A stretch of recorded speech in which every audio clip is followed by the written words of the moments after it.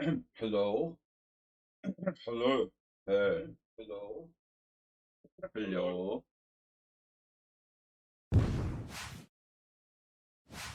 What's up, everybody? Hey. Yeah, I haven't figured out if I'm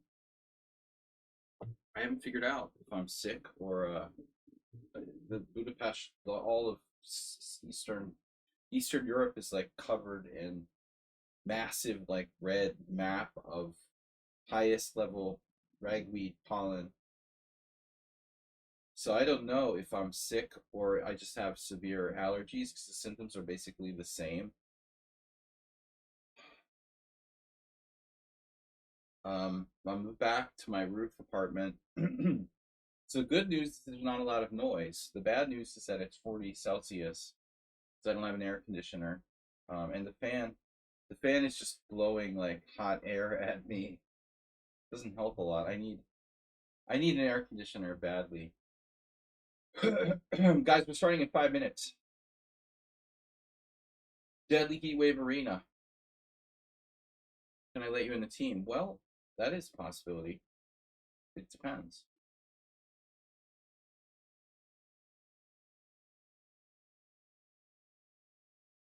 That's you.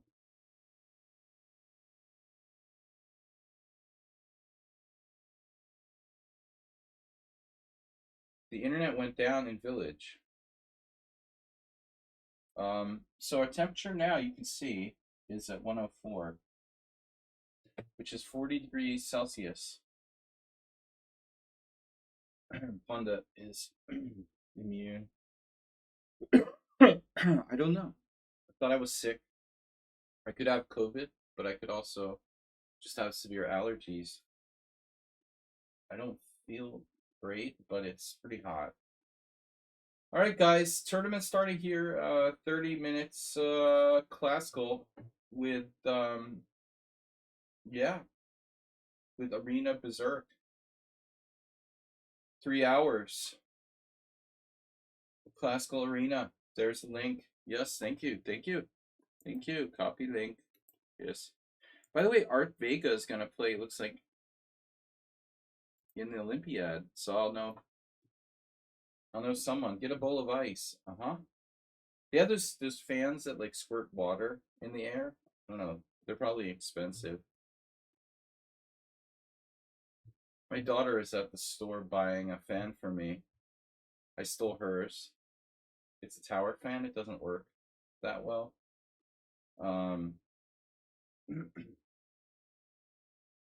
But we're ready to go, guys. I was in a really bad humor. I didn't feel good on Sunday after that simul. It's hard to adapt. I was in an alpha office with air conditioning through most of the summer, and now I'm suddenly thrown into. I'm going from 20 degrees to 40 degrees. Put it on Amazon wish list. The problem is like buying stuff on Amazon here is really not practical unless I order it from Germany. Even that I have to pay tariffs on.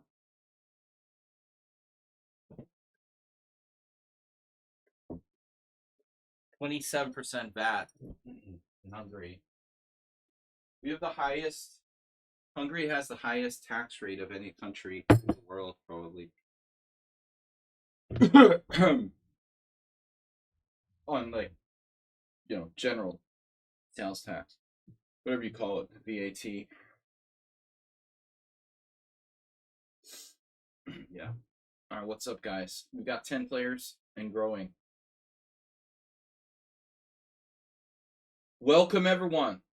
Sparkle Horse, Jeroen Schumacher, error 404. Richard Brenton, good game. The other day in the simul, you're getting tougher. Miyamoto, Astrobate, Eva Williams, Spicy, Sugar, Goga. That's to start off with.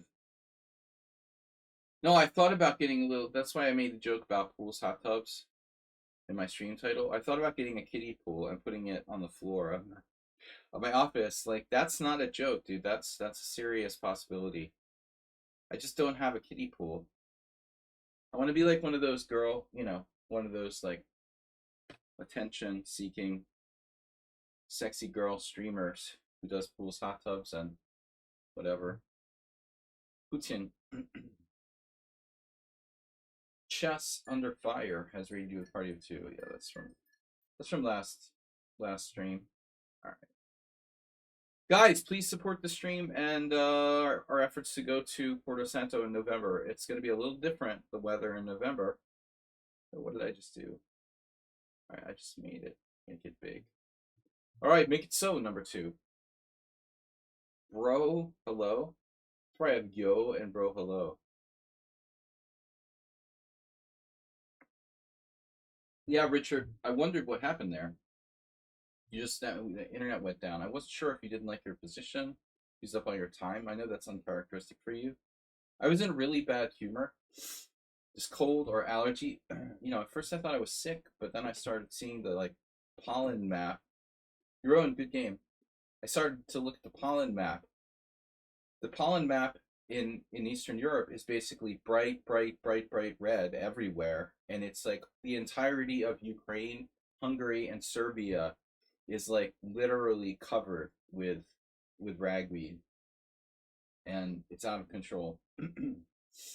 So I wasn't feeling good the last couple days since I moved, but it's really unclear and difficult to guess if I might have picked up something, or it started as soon as I moved. And I live across from a city park. There's a lot of plants. Whereas in my old apartment, it was not next to a park, and the windows weren't open. Here, the windows open. I live across the block from a park. I think I'm just breathing in like raw ragweed pollen. I'm sneezing. I have like sore throat, and severe allergies can cause inflammation and all kinds of cold-like problems. I was in a bad humor Sunday, guys. I do apologize. I know someone on sound thought I was really believed he was cheating. I wasn't in a good mood. I didn't feel good, and it was really, really hot.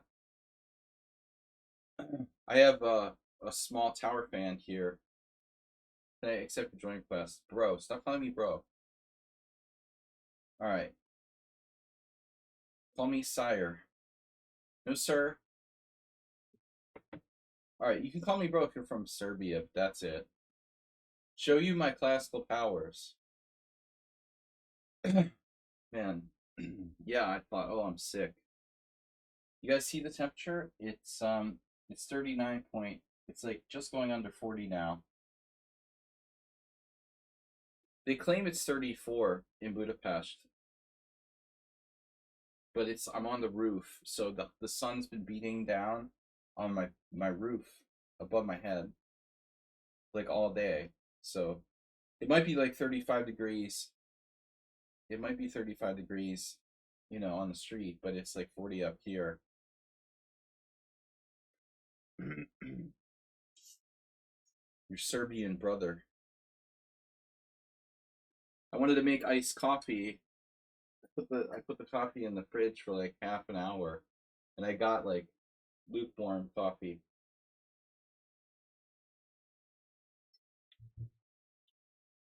All right, guys, we're berserking this time. Thanks everyone for playing. I do monitor the requests for joining the team. Once again, B3. This looks like Larson Petrosian a little.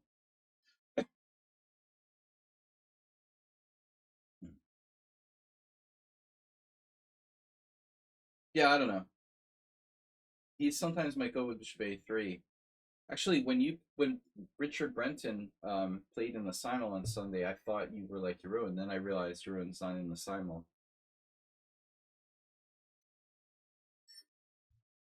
But Richard, when you play the Stonewall, you have to be careful about that early knight on BD2 type of thing. I mean, there's different ways to deal. Seen, seen your own try, you know, pretty much all the different setups here. He's playing like b3. It's like a Magnus Carlsen stonewalling reverse. Jordan, as in Michael.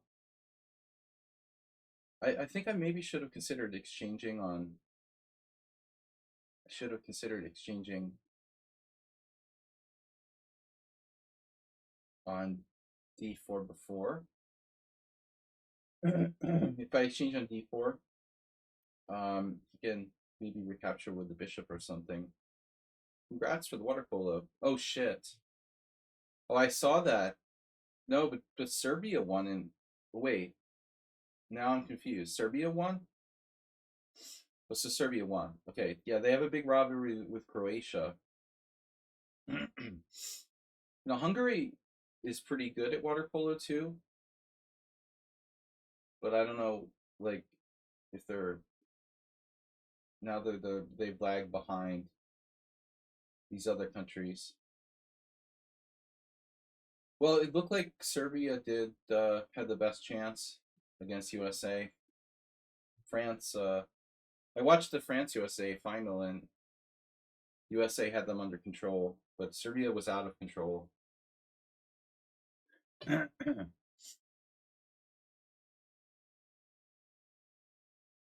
Though when you play on that level, any sport, it's so important, like the clutch aspect and the nerves, the experience of players like LeBron and Steph Curry. The less experienced team is going to get nervous. All right. I saw the stats. Steph Curry was amazing, but LeBron had the best stats, but he just constantly is like a ball hog, you know. You can't have like LeBron have these great stats and then he's the only person who has the ball the whole game. But but I think Steph Curry was unbelievable. I'm not really a basketball fan though. All right. Anyway, it's rare that I get to watch. It's rare that I get to watch like pro basketball game. So it was good to see that. But I think the secret is really in chess too. The nerves of the professional players. The best professionals have just amazing nerves under pressure, and you see the difference. That's really the difference in the clutch situation. All right, guys and girls, what are we doing here? Can you just like exchange everything? I was thinking like, what happens if what happens if White decides to just start chopping stuff here, like knight takes d7, queen d7, d takes c5, giving up his center. You can't play that. All right, can't really play that.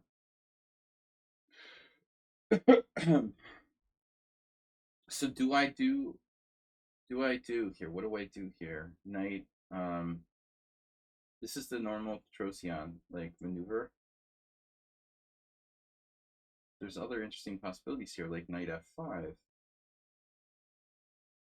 Pawn takes d4, bishop takes d4. I don't have as much time. I don't have this luxury like my opponent of having like a lot of time.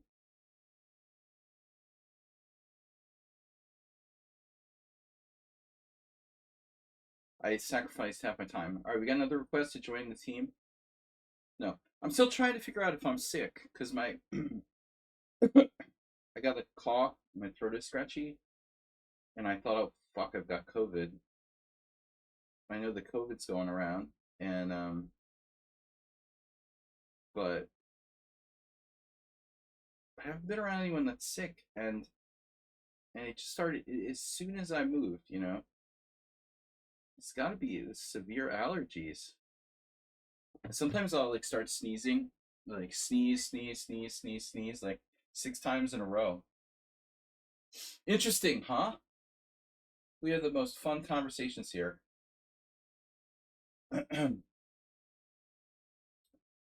I don't know. It feels like I'm wasting time. I'm like moving my knights around in circles. I think like playing the Stonewall must be hard.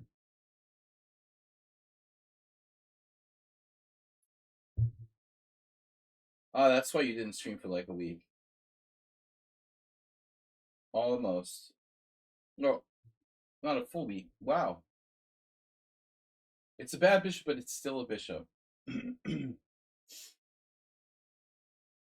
Now it feels like I'm playing the Karo Khan or something.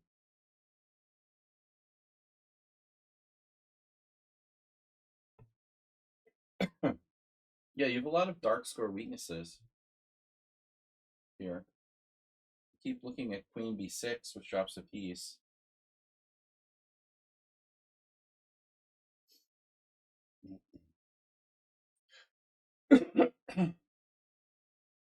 Yeah, I don't know. How the hell do you tell the difference between like if you have like severe allergy or you're sick? You know, like you have like a virus or something. How the heck can you tell the difference? It's like the same symptoms. I don't know if I'm sick or if I have allergies.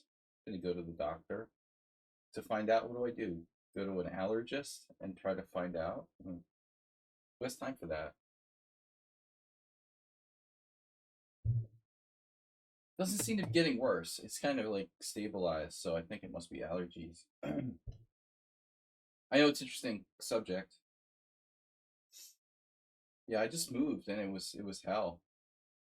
Nothing like moving in the middle of August to a very hot apartment. I did the reverse Jefferson.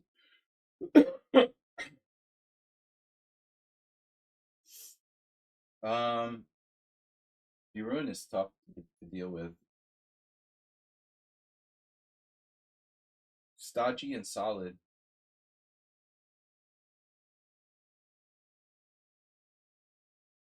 Do I really want to do this? Wouldn't mind keeping a knight on the board. To be honest with you, knight b8. That'd be really insane.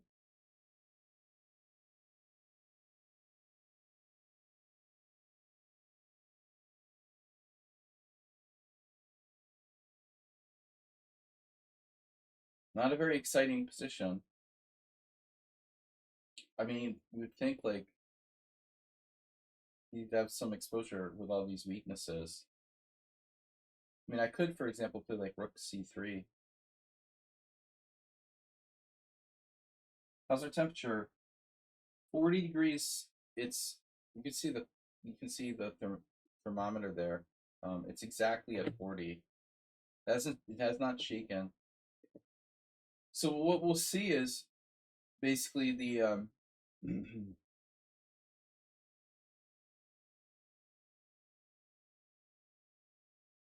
temperature slowly. We should see the temperature very slowly over the next 2 hours 45 minutes, very slowly dropping. Hopefully below 40. No, at least down to like 35. So I'm just curious. The sun is still up. It's sun is starting to set now. Just starting.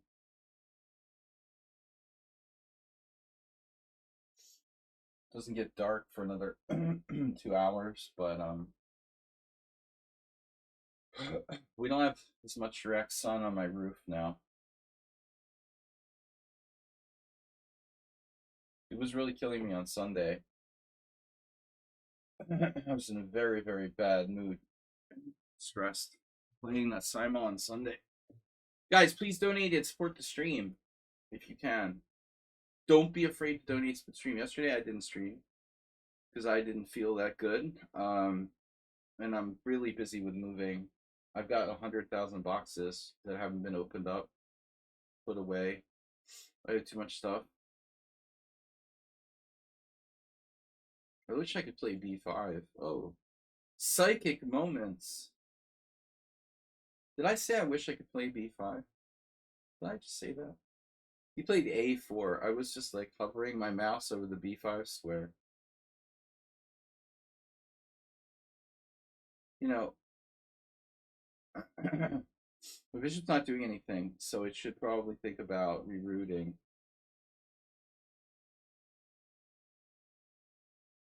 Now I can also triple double.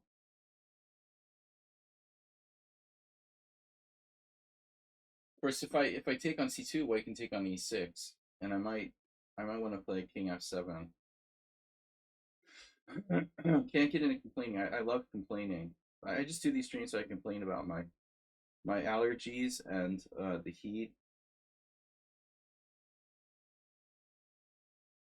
All right, we got the coffee. Coffee is gone.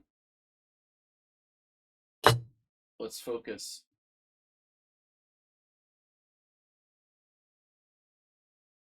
Long game, man. These games can last long if the opponent uses all their time. That's a major bummer. In simul's, I want to see people using their time. Here, I don't necessarily want my opponent to use all their time. Is cold coffee bad for allergies? Well, it wasn't really cold, actually. It was sort of lukewarm.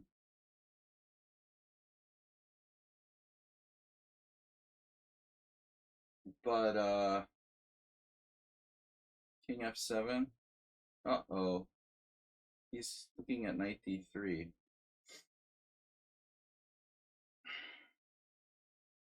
You know, I could play f5.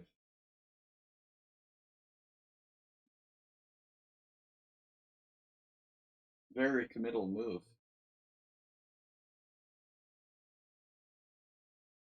But I can also just meet knight d3 with b6. That's not an ideal move, though. All right, this is a bit of a weird move. But the plan is going to be to pressure d4. He'll probably have to go back. I could sack the exchange. Not yet. King f7.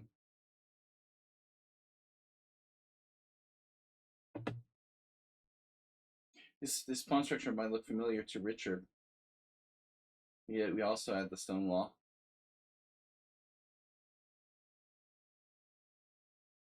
I've played different ways with black against the stone wall. Lately, I've been kind of lazy and just playing like I was white. But in the past, I have played other setups. Like, theoretically, the best setup is like maybe c5. But I don't know if white's going to play the stone wall. You know, that's the thing. You can't be sure. Queen c7. Rook takes d3.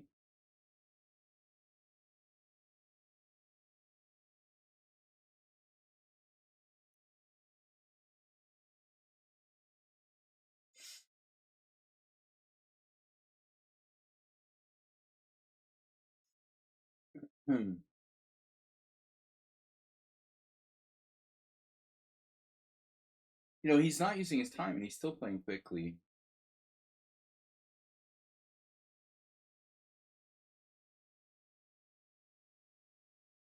That doesn't make sense. What I meant to say is, you know, he's not berserking and he's still playing quickly.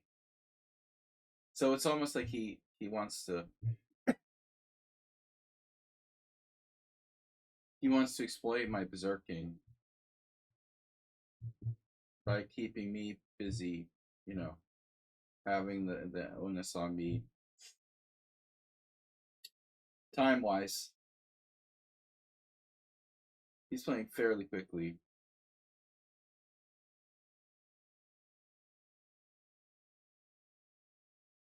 Well, I don't think that the knight is as good as my bishop, but it may not be worse. Sparkle Horse. Yeah, that's not my name. Just a borrowed name. Bro, what are you doing? Oh no, he blundered with queen takes f4 check. That was not good. That drops a rook. Rip.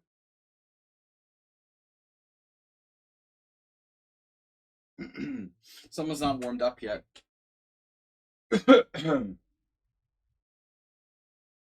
Yeah. F4 was played early, but G4. Maybe you mouse slip. You meant to play G3. G3 could be a mouse slip. G3 would have been logical, defending the F4 pawn. What do you guys think? Mouse slip? I would say 50% chance mouse slip. All right. Richard Brenta playing Schumacher. Oof. Mate. Ooh, that's ugly. Schumacher out in front. Already. Where's Nedog? He must be off on vacation. Guys, we're holding steady at 40 degrees Celsius here. No respite yet. And only 11 players. Sweat is lubricant of success. I need a towel. Well, my dad used to sell lubricants. He would probably agree.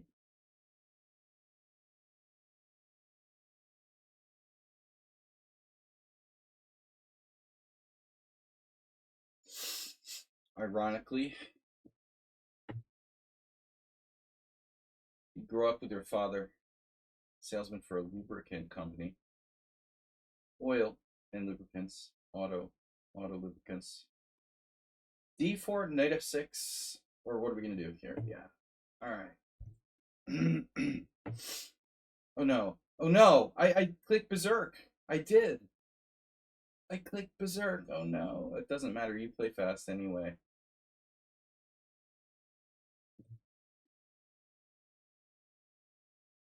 Can I do?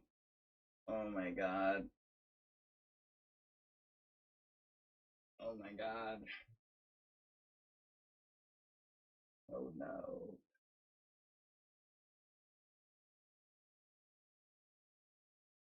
I thought I clicked the berserk. No, I didn't.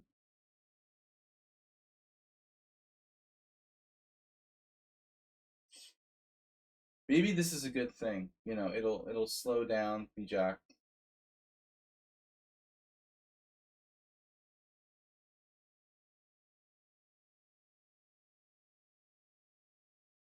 We played this line before, but it's been a while. It's not a very dynamic line. Not my favorite, basically.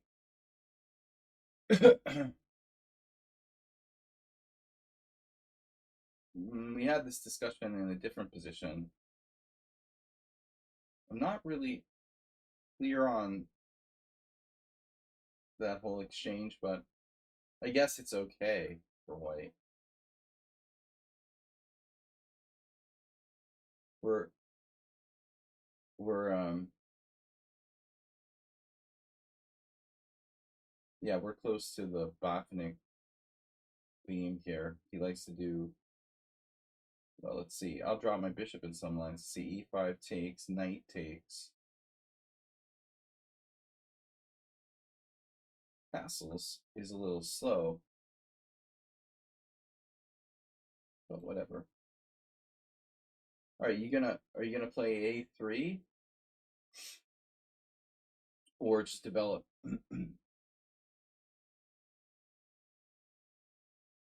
If there's 100% humidity, sweating doesn't fool you. Well, luckily we don't have high humidity here. The humidity is relatively low.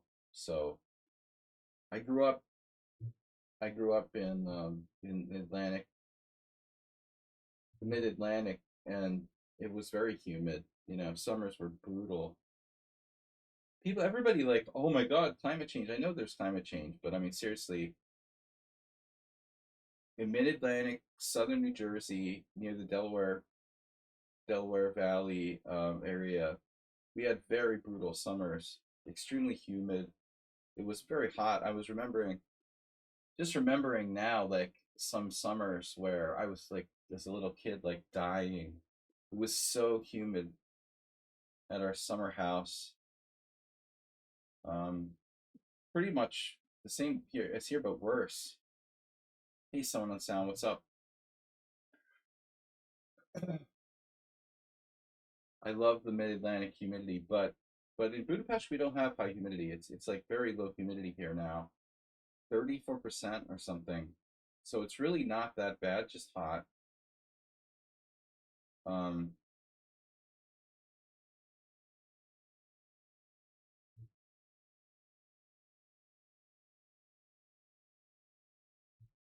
it's like a good Budapest gambit. White's opening is kind of, I would say it's kind of a fail, you know, when he does this.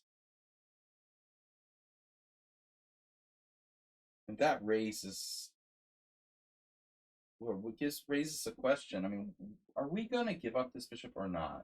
You know, I think our first question here. Firstly, and most importantly, I'm going to give up this bishop or not? I mean, if I try to keep the bishop, we're going to put it on c5. What does it do there? You know, that's stupid. I'm going to give up the bishop. Bishop f5 develops a piece. I can go bishop e4. I kind of like that, actually. Bishop f5, queen d2 or queen b3. They'll probably do what I don't expect them to do. Should be queen b3. So bishop d7.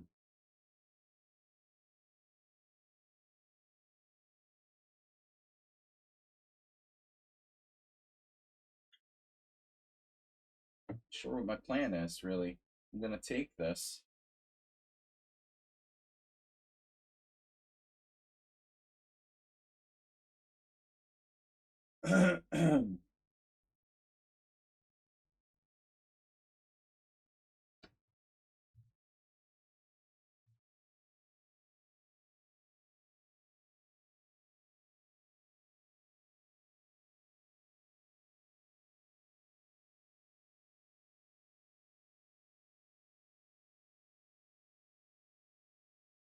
Yeah, I didn't play this great. It's just really equal. I regret to inform that bishop d7 wasn't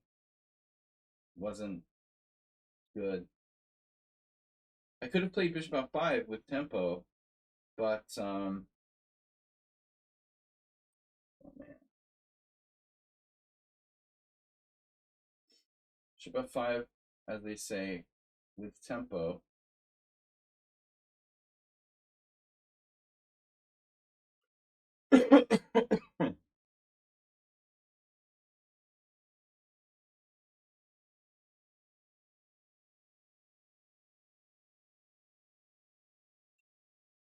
But I didn't really see a great future for that piece there.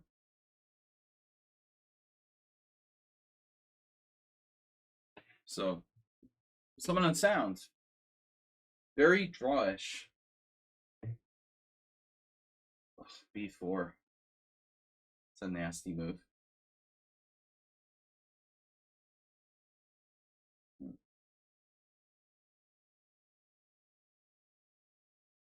Bishop f3 was accurate, I guess.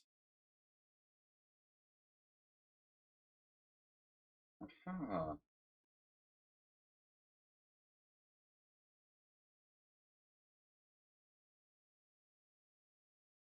The legendary someone on sound.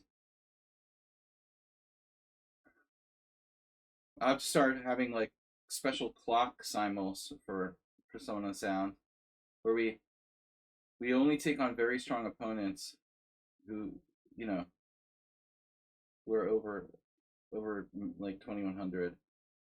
The only way I could possibly handle your your accuracy level of play, your accurate level of play would be to start doing like 5 to 10 player simuls. Otherwise, I'm just getting like destroyed. I like how I thought Mr. Slow's game was. He was like, oh, he's even suspicious of me, and I made 10 blunders. That's unbelievable. I mean, Mr. Slow and I made 10 blunders and like 6 mistakes and 4 inaccuracies. in our game. Something just absolutely crazy.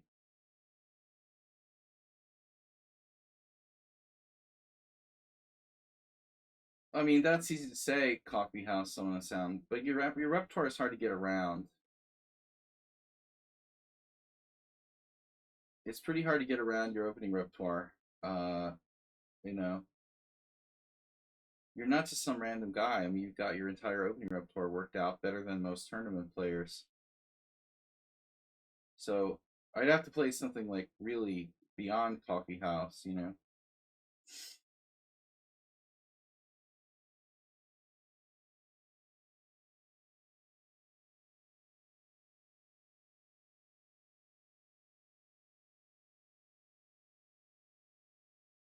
In order to beat you in such a manner.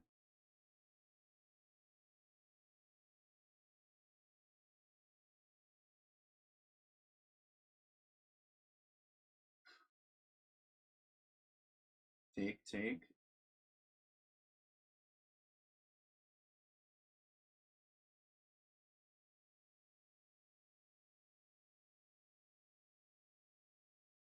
That's just a bishop.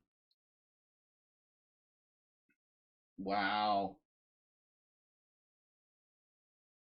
What a move. That's not what we expected here, Houston. That's actually a really crazy move, bro. First of all, I expect you to take on c5. Secondly, I'm like, well, there's a small chance I'm walking into some tactic on the d file. What does he do? Neither of the above. He just like randomly takes on a5, which I didn't even consider. And now bishop b5. Or variation B that's interesting is bishop c8.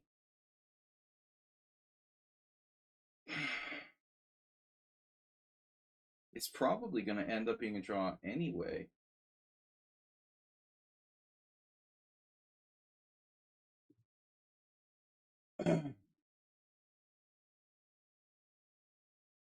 Well, now that you have COVID, summon and sound, how do I know if I have ragweed allergy or COVID? I mean, I don't know, man. I thought I was sick, but now I'm thinking it's just the freaking pollen making me feel like I'm sick. I think in other countries, like they destroy the ragweed, but in Eastern Europe, there's like no money and stuff for that, so they don't even bother. Um,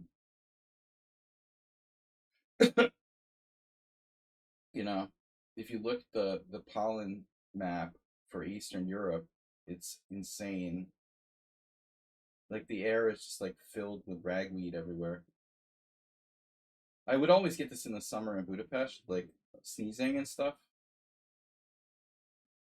All right. Anyway, what do I do?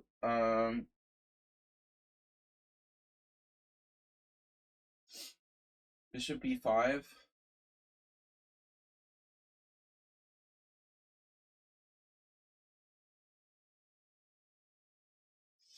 Well, whatever. How bad can it be? I have c4. This rook can defend my bishop laterally. It was a strange decision to take on a5. I think he like you like the Ponda thermometer. Oh no, we're right on 40.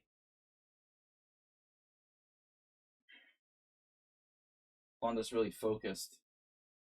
Right on 40. It might be just going under 40. Roof temp.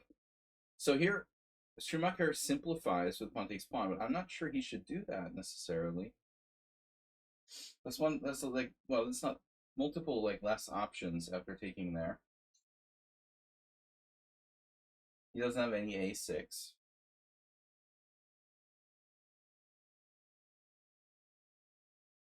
He looks before he leaps. He leaps before he looks. So now c4 is going to create kind of a weird situation.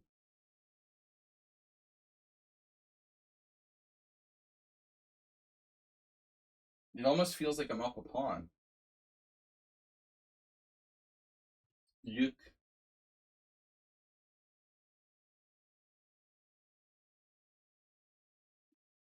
You are my brother.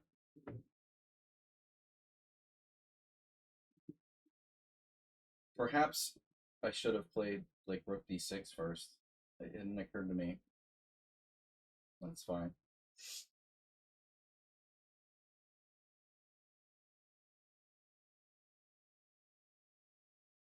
Play c4.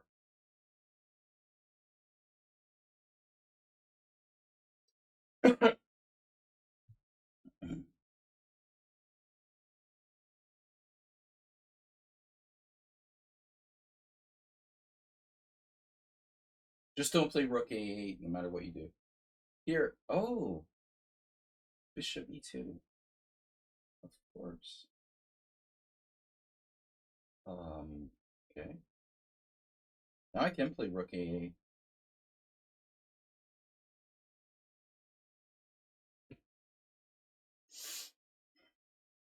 Hmm.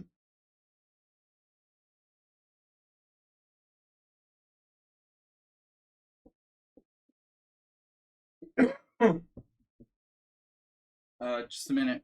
I'm streaming.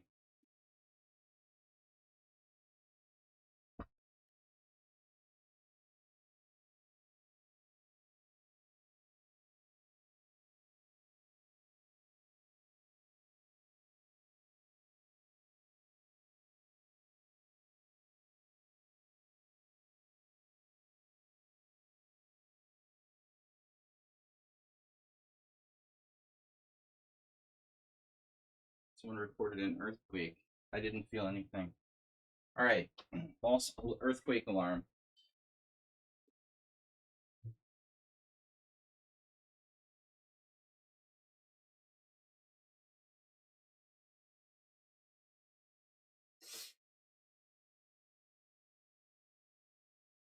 I should have played rook d6 in the previous move. I guess. Is it too late? Yeah, probably it's too late. Too late for rook d6.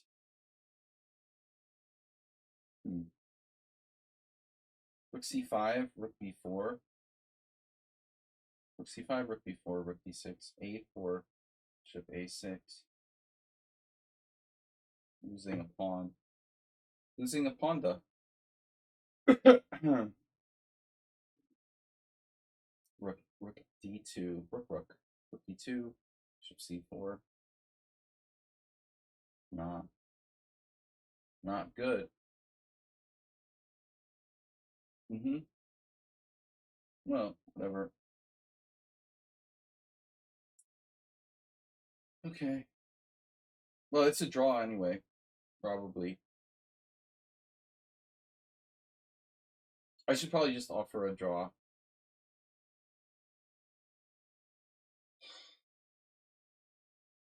Look at this. I mean, when he plays the last 20 games, he hasn't won a single game. He's only drawn 2 out of 20. But when it comes to our tournaments, he's like suddenly like extremely strong. What's that? A question of motivation? Rook d2, bishop takes c4. Oh no. Bishop c6. Oh no. Are you serious? Some interesting tactical possibilities here. Wow.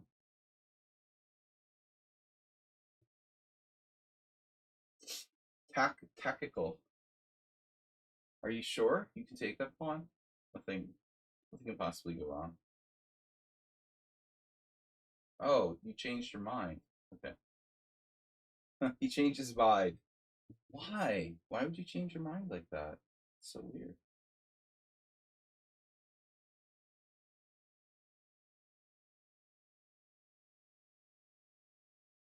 I thought you liked your bishop on e2. He doesn't use his time. Anti using time. All right.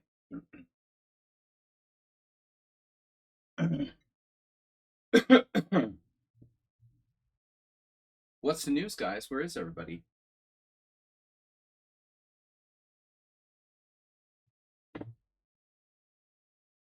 Temperature. It might be breaking under 40. You see that? It looks like it's like 39.7 now. Mm-hmm. Now you don't need that A pawn for anything, do you? You don't need that for anything special. It's not. That's not important, right? Is it? Oh no. What's happening here? Just resign.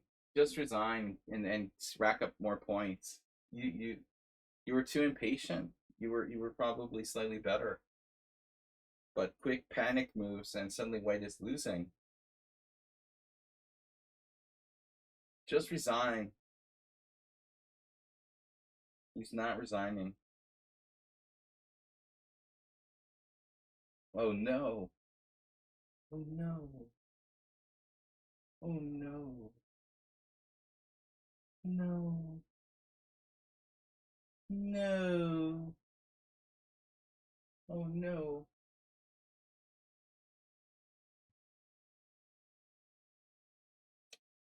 Rook b3.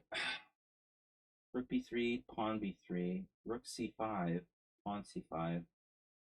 Doesn't work. Bishop takes b5. He stops my pawns. Oh, that's so sick.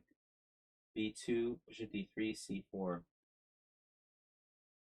Oh, it doesn't work. I'm still better. I mean, what are you? What are you gonna do?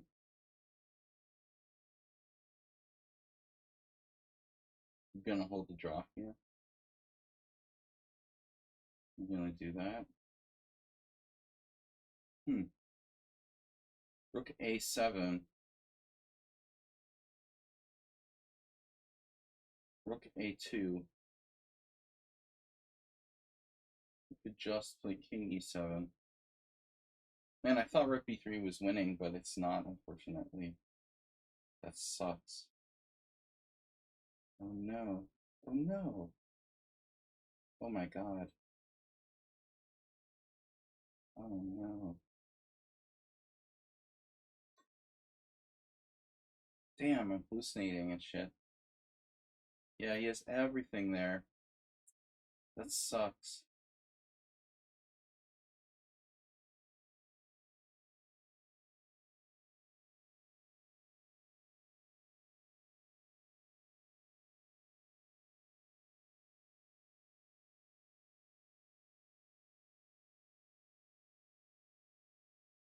I wonder though, rook b3, pawn b3, rook c5, bishop takes e2. Oh my god. Rook c5, bishop takes e2. And I'm remaining with the exchange for those two pawns, one of them on the 6th rank. How does he stop me? So rook b3, pawn takes, rook takes c5, bishop takes e2. He can't play rook b5. If he plays rook c3, I have bishop d1, which is devastating. He has a check on c8. I go up, then he goes behind, but then I'm b2. No, I just played b5 there. I don't know, dude. This looks very interesting. What's up? Someone in chat is the only viewer here. What's up? People don't want to play classical chess with me. Come on. How's this running game? Sack the exchange. Sack the exchange. Bruh, he just instantly takes. Is he even listening? Are you listening? By the way, like, am I definitely losing this? What about just walking my king up? My god. No, because I. Hold on. B2. Bishop somewhere. B2, king f1. So takes, bishop takes. B2, bishop d3. Takes. b2, bishop b3, c4. I can't. No, takes. Wow. Takes, b2, bishop d3, c4. Bishop e4. Oh my god, and then my king just walks up, like king e7, king f1, king d6, king e2, king c5, king d2, king b4. Oh my god, king b4. But maybe it's not enough.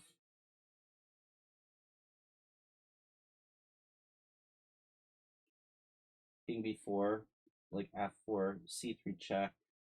Where does he go? To like c1? I can't get in there. He'll be able to sack his bishop for the last two pawns. So I'm probably not winning. So the original plan was bishop takes e2.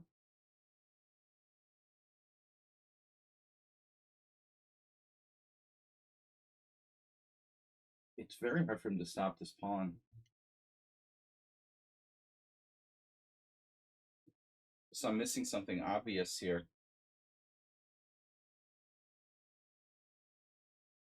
Which I probably am.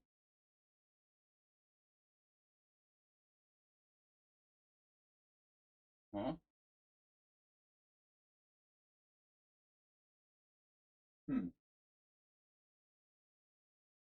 He's got 8 minutes. What's up, haha? You really speak like that? Internet speak. I saw something today, not today, this week about alpha, Gen Alpha people talking to their parents. It's like, oh my god. All right. That's how my kids talk. They're like, haha, noob. Communication. So what's up, man? How's your 7 minutes coming along? No problem. Just a pawn on a 6th rank, no big deal. I'm sure I'm sure you will sort it out.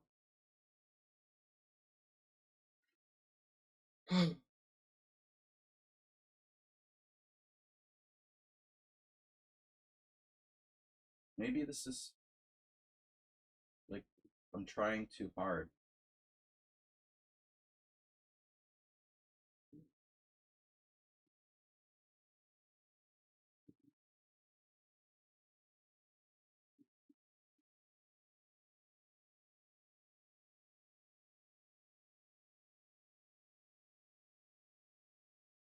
Looks like I like the wording.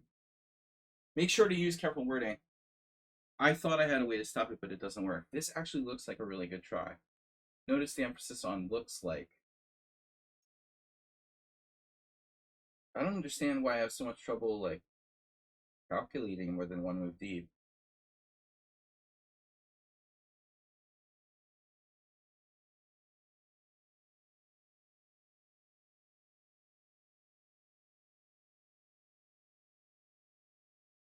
A really good try to lose? Or what exactly is our goal? What? So, this is obviously not a good move, but it looked to me like he can play check, king e7, and now rook b8.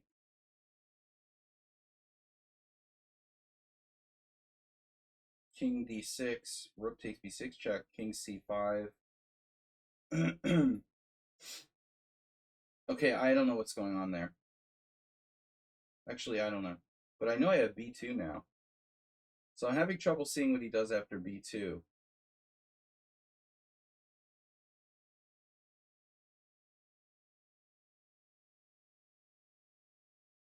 Needless to say, he played a little too quickly. He likes dark alleys. Ask yourself. I wanted to do a chess blog, but then I realized I hate blogs, and there's nothing worse than the people who's making these blogs on lichess. An amateur chess blog, they're the worst. The worst. Very few blogs are okay. Um, if they're doing it for money, it's usually bad. If they're doing it for like attention, it's usually bad. There's very few people whose blogs are actually interesting. But what's up? Did you resign? Why is his clocks? Oh, he resigned. Okay, that's why. I forgot to berserk. Stat Bargain is here for Deadly Heatwave Arena. Yeah, what was up with that position, man? Did it actually work? Wow, he was winning. So it didn't work. It fails.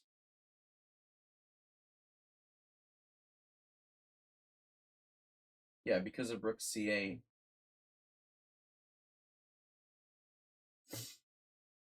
Here, Rook B8, King D6. Oh shit. You can't play King D6. Oh my god.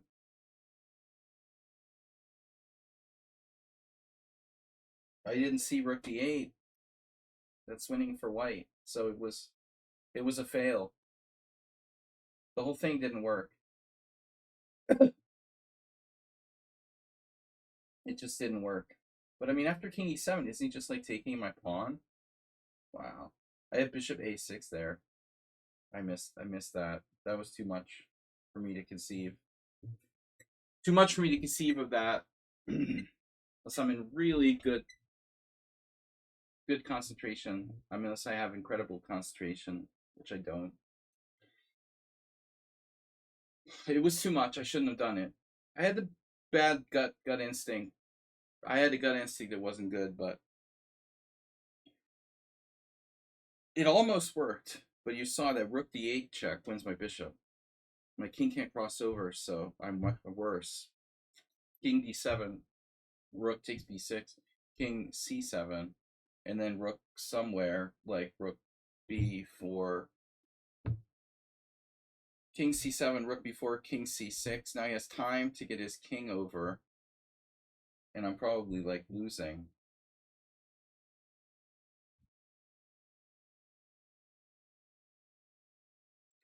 Not a good game at the end there. Guys, we still have 2 hours left. An hour of the tournament is over. I was thinking today, glass half full, glass half empty. Power of positive thinking type of stuff. It's not 41 degrees. It's still 40, dude. Look at that. It's like glued to 40. Is this thing working? Does that even work? It stays 40. It stays 40 even when it's like the sun has gone down for a good hour or two up here. Schumacher is still in first place. Come on, guys, let's get a hype train or something going. I got no gift subs, no subscribes. We didn't get a follow today. What's up with that? Give me a follow at least. Risking my life here for, to host this tournament. Possible heat stroke. We can't even get a follow. You guys are unbelievable. That whole tactic would have worked if he hadn't had that Rook D8 check on King D6, which I didn't see. So I'm joking about Schumacher, but me too. I'm going into this like dark alley without having worked it all the way out. If you can't calculate all the way to the end, then don't play it. That's it. Keep it simple. That's all you can do. That's the problem with fast time controls. You can't just hope that something works. All right, it's sudden death, so you can a little bit in very bad time pressure, but that was bad of me. We played the end of that game very badly. All right. What's up, guys? Is everybody here? We've got how many players now? Just 14. Staffbargen takes the lead. What? Schumacher lost again? What did you do? You lost again. What? Black resigned. Oh no. Schumacher lost quickly. What? Schumacher lost quickly. All right, it's an arena. Doesn't matter. You're gonna lose quickly. Staffbargen taking an early lead. We've got Spicy Sugar, Jeroen, Acerbate, Arbrenton, Wellensitic, Stefano 8, Miyamoto, Error 44 Not Sound, Impure King, Evil William, Goga. The stronger players are not showing up lately. They don't like these long time controls and playing real chess for some reason. Whereas I actually prefer playing the longer time controls. You should play Someone Unsound. What's your excuse? Someone Unsound's trump, his trump-like ego would be damaged if he lost the game.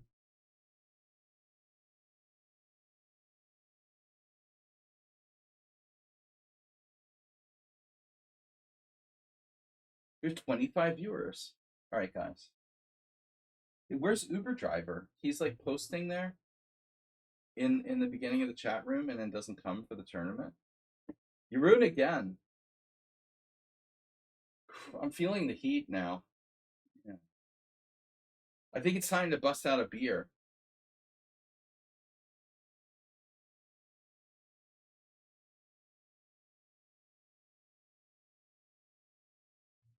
I do get tilted too easily when I'm playing for real, quote unquote.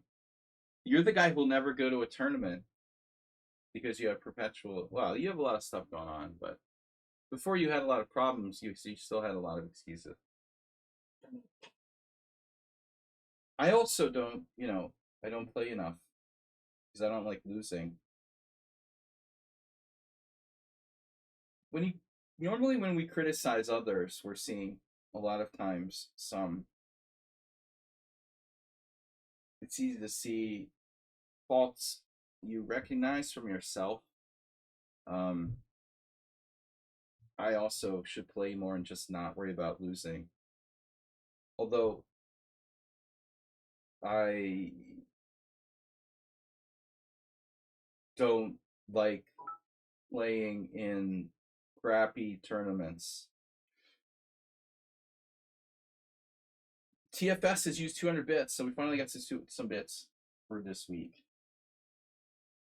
And we did get a follow, and that was 2 days ago. Oh well. Well, at least we got 200 bits. Thanks, TFS. I forgot Berserk again. God damn, it's the heat, man. It's doing it to me. Your Trump-like ego. Trump and let's talk about Donald Trump and Elon Musk. No, let's not. I'm just glad that it's all out in the open now. Check. Nice. So what do I do about this? I'm gonna get a beer, guys, in a minute.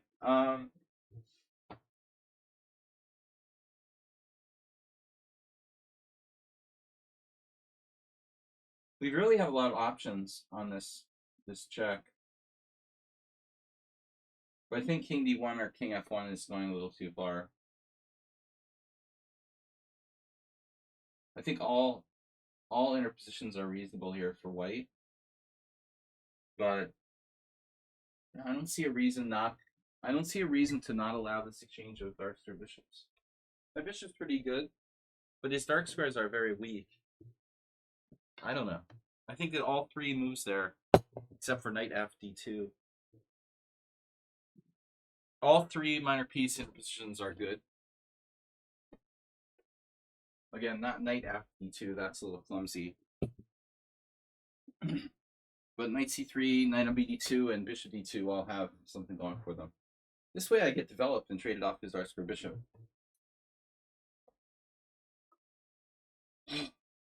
Ice cold glass. I came prepared.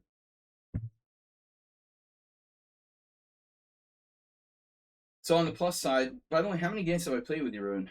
114. On the plus side, we have a good center, more space. Black has weaknesses on the dark squares. On the downside, I swapped a pair of pieces. We might reduce our chances of attack, successfully like launching a direct attack slightly. But I don't think that's really, the main thing here. We're just better.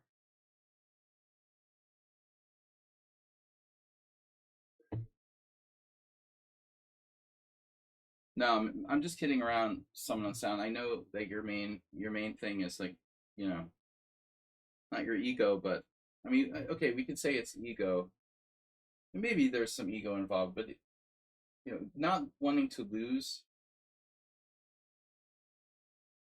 not liking, liking to not lose, is not necessarily ego, maybe to an extent.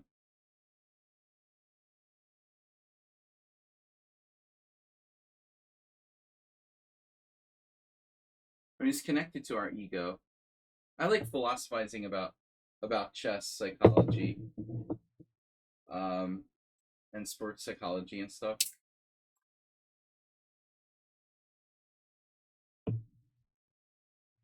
Philosophizing. I have to admit, I'm guilty of philosophizing.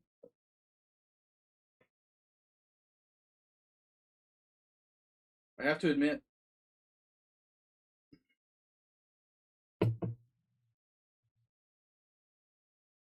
I saw this article today about a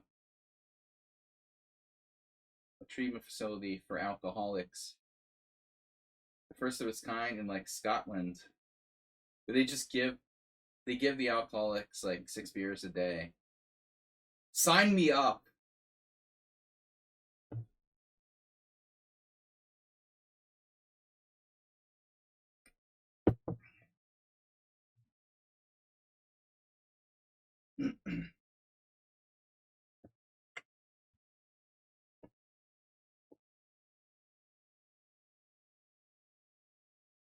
They're giving them Stella. It's not like bargain basement beer. It's at least decent. All right, but seriously,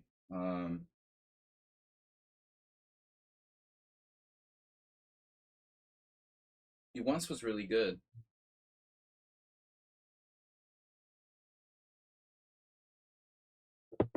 Well, I think that you're to some degree guilty of being like a perfectionist. There are a lot of factors involved.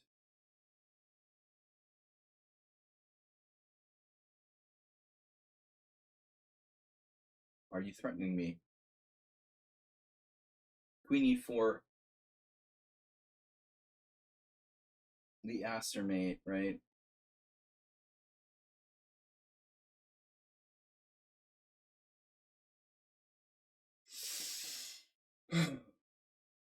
What we really want is knight e4.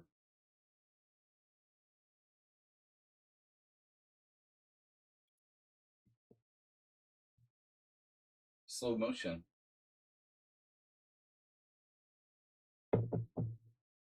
Asterbait, have you ever used this idea? Like rook c1, bishop d3 back to b1, and then attacking on the b1 h7 diagonal. Does that look familiar?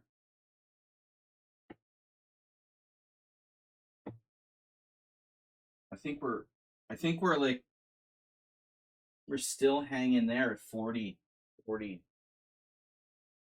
Celsius, man. Ruin is walking directly into the line of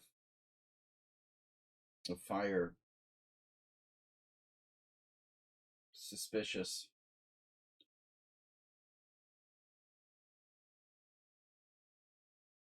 Do you believe in ghosts?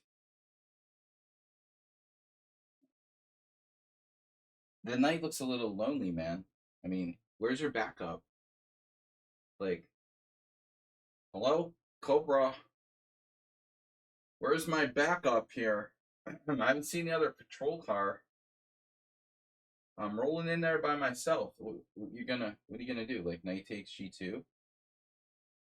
This is he's all alone. Like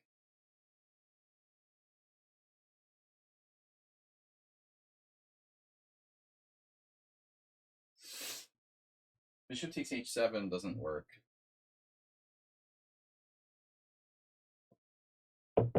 Actually, queen e3 looks like a really reasonable move. If black's only way of defending that knight is is g5, he's in a lot of trouble, I would say. I was originally planning to play queen e4 and then started second guessing myself. Because after queen e4, black has a really neat tactic. What? Knight takes d4. No, that doesn't work. Mate. But after queen e4, there's knight g6. And my next move is like what? Queen g4? Well, all right. That's one option. I don't know what my best option is here.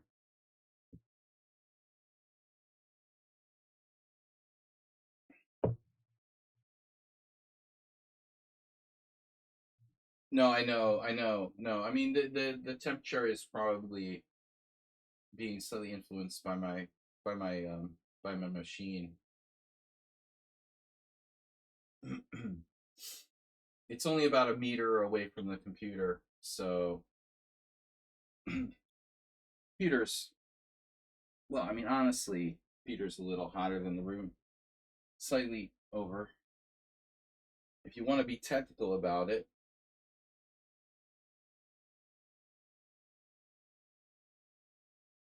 you're lucky to have a jacuzzi. Cool down to 104 in the tub. um, you are lucky to have a jacuzzi. I had a friend who lived in Vegas. They had a condo. No, they had, yeah, they lived in a condo complex and there was like a pool. But Masturbate, you're not in like a complex, right? Not one of those like condo complexes that has like a, you know, shared pool or something. I know that's common in Vegas. That would be nice. I want to build a pool on my roof and fill it with water and have a pet orca.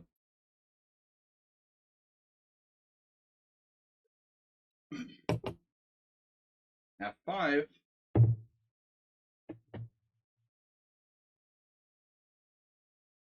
That's right. But again, we don't really see Black's long-term plan here. It's a lot of bluster and you know, superficial stuff going on. Although I just saw something I don't really like. First time I've really seen something in this position that looked like reasonable for black. You're getting addicted to some Vegas guy gambling YouTube channel. Oh, bro. Bro! Just don't watch YouTube. There's too many things. Sando? My kids are watching YouTube all the time. You gotta get off that. There's too much else in life. It's addictive. It's like a drug. Stop watching YouTube videos. You spend your whole life like wasting your time watching YouTube videos. Read a book.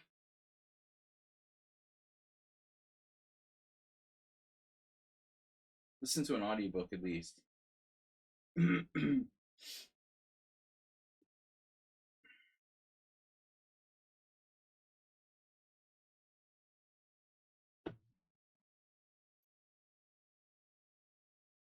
But I mean, I should at least see the temperature dropping a little bit here. It's still just on 40. Okay, it's a fraction. Need my glasses. It is dropped below 40. It is like 39 now. You guys can probably see that. I need my glasses to see that. It's actually dropped down to 39 in the room. Guys, we got to speed this up a little. We're never going to get more games. Queen b6. Oh.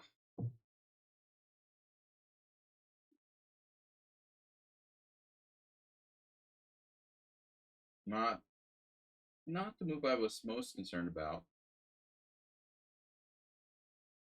Logical. So now, do I go with h4? h4 knight takes d4 is really nasty.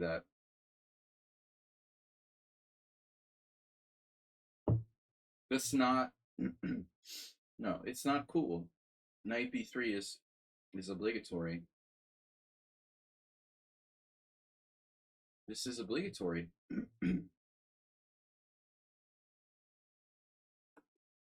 I wanted to consider like d5, but it doesn't really do anything.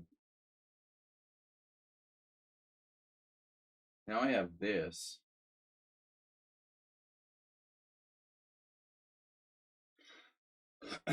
I feel like actually both our positions are basically cut in half. Like really, there's like his queen over there, and there's that half. And then there's like my queen over here symmetrically, and then this half. And these two sides of the board are completely separated.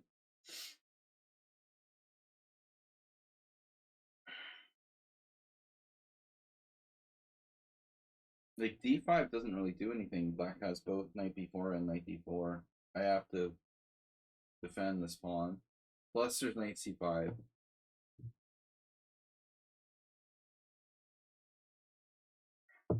You're getting addicted. I'm addicted to beer, gambling, chess, sugar.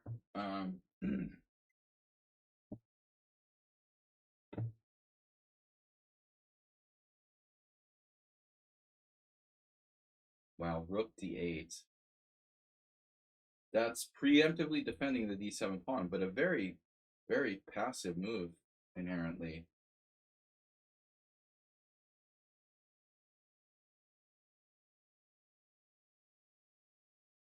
What is he going to do about h4, h5?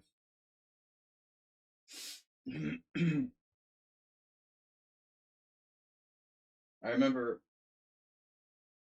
this Andy Soltis game from his book Confessions of the Chess Grandmaster, where he like just comfortably retreats to knight h8, knight f7.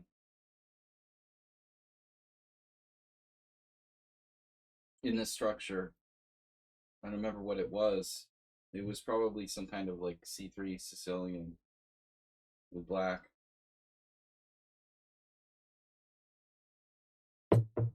Interesting game. I've never had a game quite like this.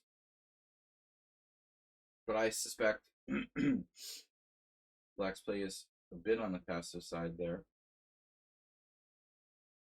Now, h5, knight h8 is forced, but he's opening up his bishop.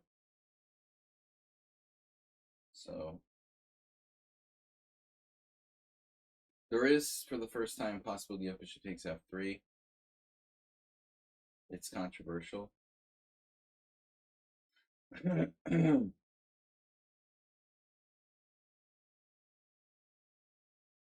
Knight c5. I need a reason not to play knight c5.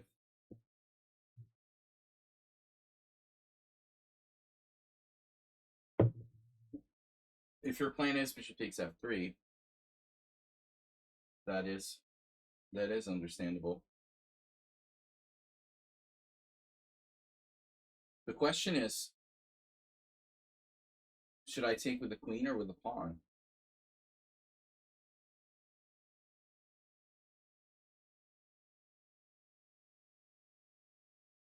Takes. if I take with the pawn,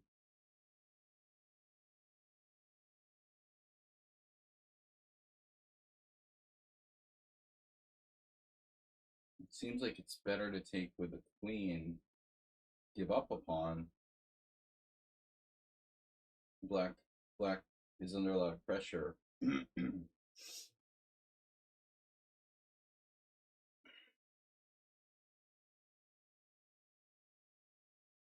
He's going to be up a pawn, but really with no mojo, one might say. Still, a pawn is a pawn.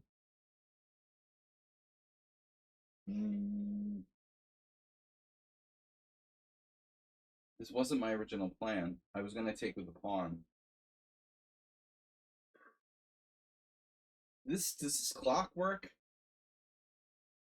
Because it seems like this game has been going on forever.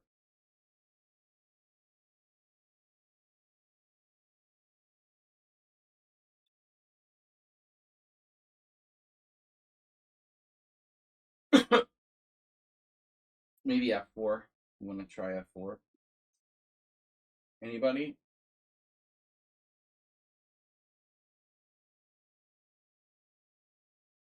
So, positional pawn sacrifice by white.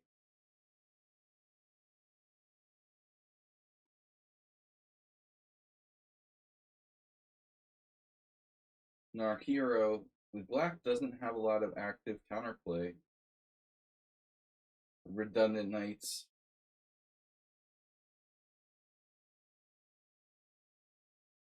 I'm thinking of a number. No.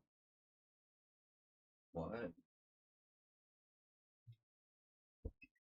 You like G takes? Well, that was another idea, Dragonfly Hunter. Welcome. It may prove to be the superior choice. My original idea was to take the G pawn, and then as usual, I talked myself out of stuff. My first idea was taking the G pawn. Then I saw like knight d5 and second guessed myself because I thought he'd have like, you know, a knight on g6 and one on, or a knight on h4, another one. No, sorry, knight on g6 and a knight on d5. And I got the feeling like I couldn't get him off of f4 if I took the g pawn. But this, ladies and gentlemen, is a drug move, as we used to say.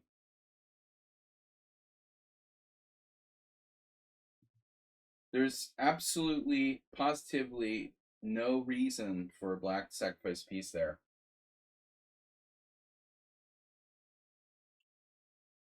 That is just quite simply like resigning for no reason. He has a one move threat, and that's it. You know, game over, man. Game over, man. What movie is that from? Game over, man. Iconic movie.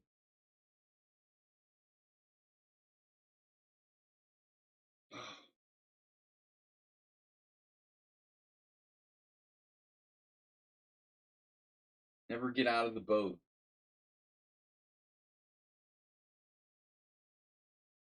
Why did he sacrifice a knight? My God.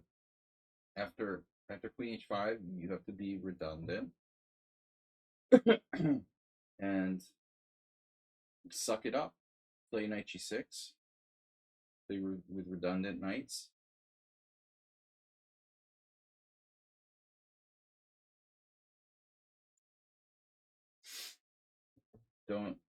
I don't see it.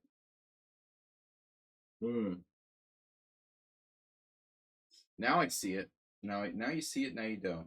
There is a threat here with f4 check, sort of. Not. Yeah. I guess technically f4 is an actual threat.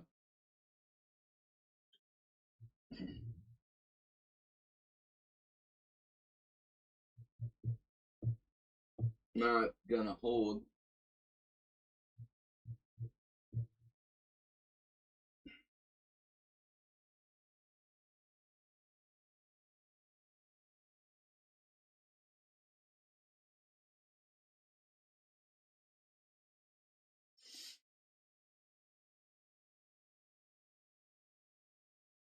But I don't recommend, the St. George unless you're really.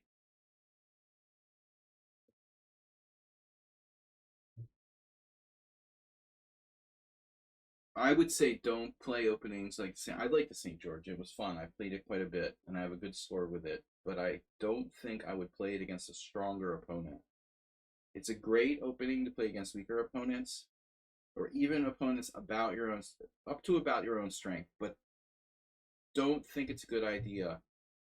Here's my takeaway. I think extreme hypermodern openings like the Alekhine, the St. George defense, I just don't think we should be playing that against stronger opponents.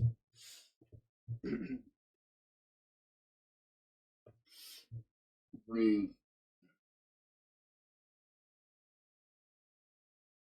Fear not.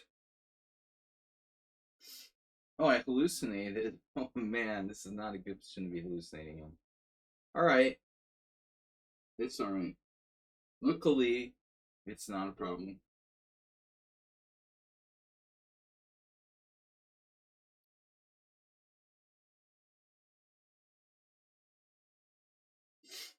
What did I hallucinate?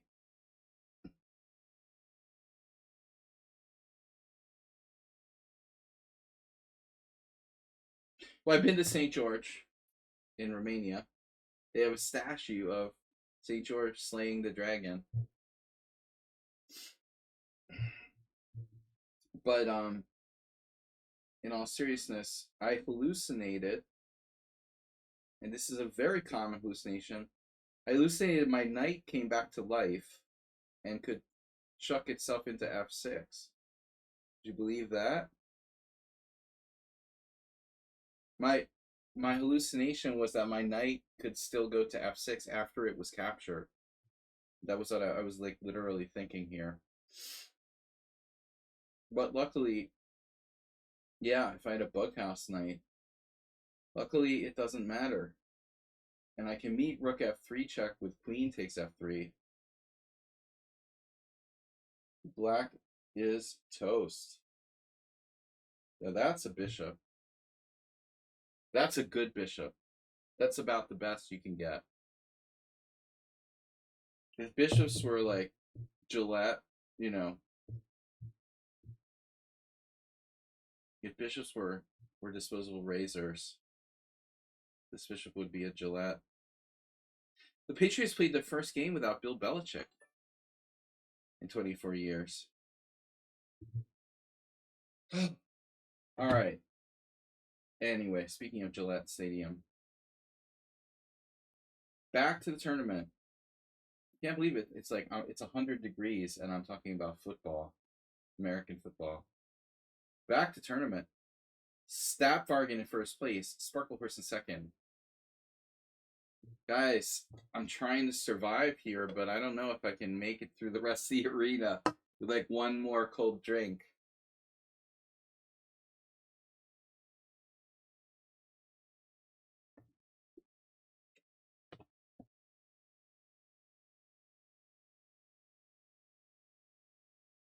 Let's check the thermometer.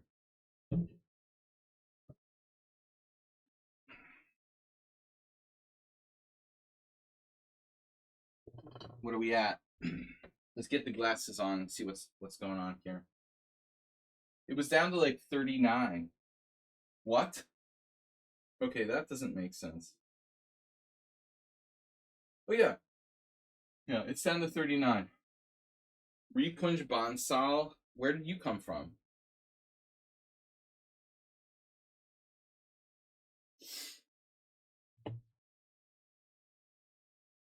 That was a good bishop.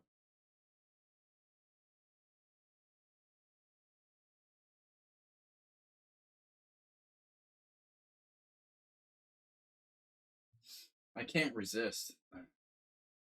But I need a name.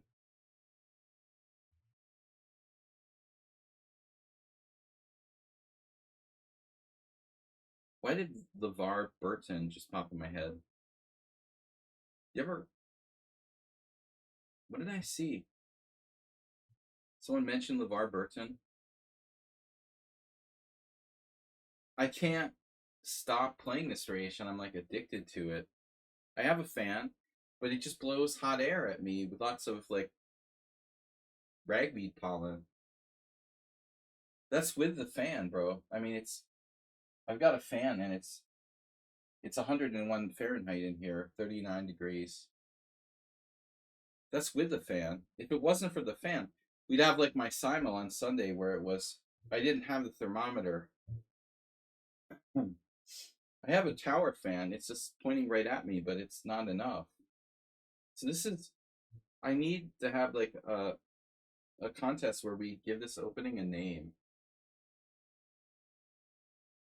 The computer says that knight a5 against the Italian game with best play leads to like somewhere between 0.6 and 0.7 center pawns advantage for white.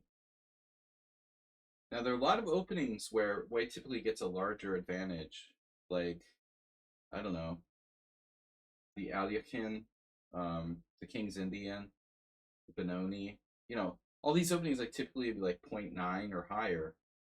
But what this opening doesn't have is any games where it's ever been played. I think this is like hypermodernism, in a sense. My fridge is almost burning. By the way, it's so hot. I have like a mini fridge. Its engine or whatever you call it is so hot because it's being overtaxed. It's amazing it doesn't like explode. Knight a5 needs a name, all right? I was thinking of the pub knight. I don't know, what do you guys think? Pub knight defense? Get it? Drunken knight is like all too standard. We could call it the pub knight defense. It's like a drunk knight that's in the pub. He's wandering his way on the streets. The drunken knight sounds too standard. It's probably already like a variation or something anyway. So Ripunj Bansal playing bishop takes f7. Bishop takes f7 is probably not like the best line. I'm not going to give away my theory here too much. I think we already played this once with him.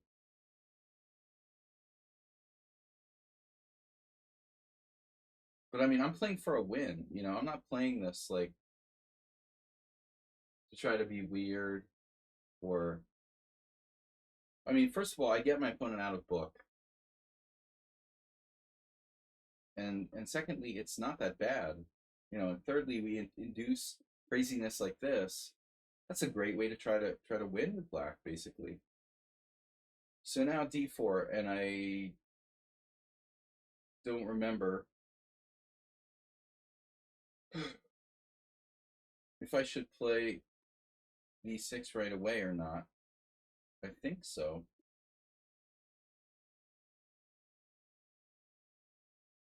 Play d6 early and often.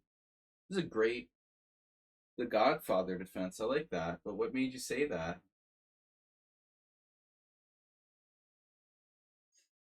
It's never been played in a master game, Dragonfly Hunter. I invented it myself. Oh, the horse head. Right. I thought that was Frank Sinatra, actually. That's what my dad said. I mean, that was his generation. He claimed like Sinatra did that to someone.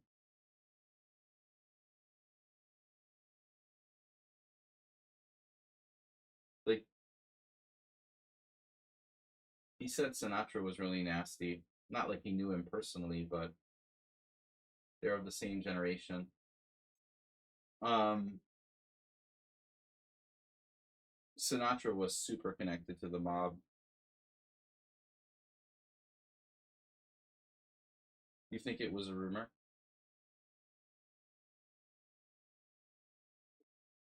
We could just call it Sinatra defense.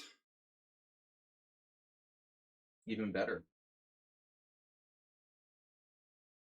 I have several games where you have left the game or just let the time run out instead of playing or resigning. This can be very annoying for your opponents. Oh shit. Forced to terminate your account. Terminator 2. Shucky, you have a tendency to, you have a tendency to be kind of testy and provocative, You're not exactly the model of behavior, although I consider you to be a relatively good citizen. You're not, you know, you're not like a Sims or something. You've been known to be a little problematic, but we all are.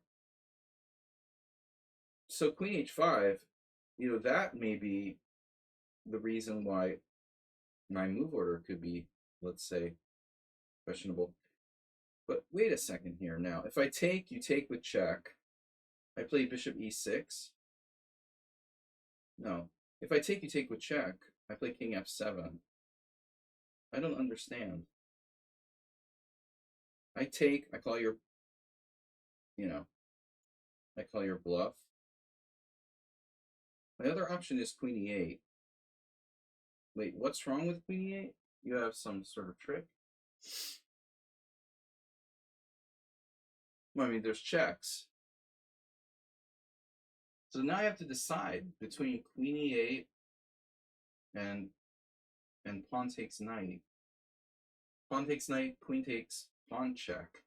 But after king f7, it's like, what does white do? If he takes my knight, I take on d4. And castle or something. And I mean, ultimately, white has like 2 pawns for a piece. Okay, c7's hanging at the end there. Takes, check. King f7, queen takes a5. Takes, check. King f7, queen takes a5. If b6, you can probably find a move somewhere. The other option is queen e8. Queen e8, he has bishop g5 check. Knight f6. Queen h4 check. Queen e8, queen h4 check. Knight f6, I guess. And then the point is, I think this is the right move. I need a reason not to play, ultimately. I think I need a reason not to play queen e8. This is the whole thing. It's a transvestite. I know it's not politically correct. You said now I have to decide, like Christopher Walken. Who doesn't love Christopher Walken?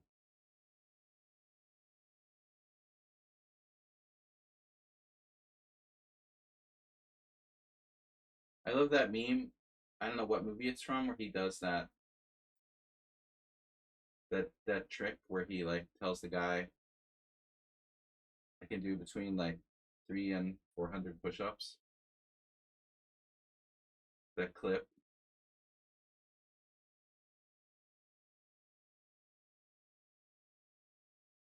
The transvestite defense. What are you gonna do about it? I know Repunch is into this. My first game of this opening of all time, I played King e6, and it's actually playable, but it's not as accurate. It's not as accurate as King e7. Is that what it's called? Well, when white does like King e2, Queen e1, King d1, there's this silly opening where white does like King e2, Queen e1, King d1, like the transvestite opening or whatever. Some Jack Young. Jack Young, Bozo's Chess Emporium. It's the same idea.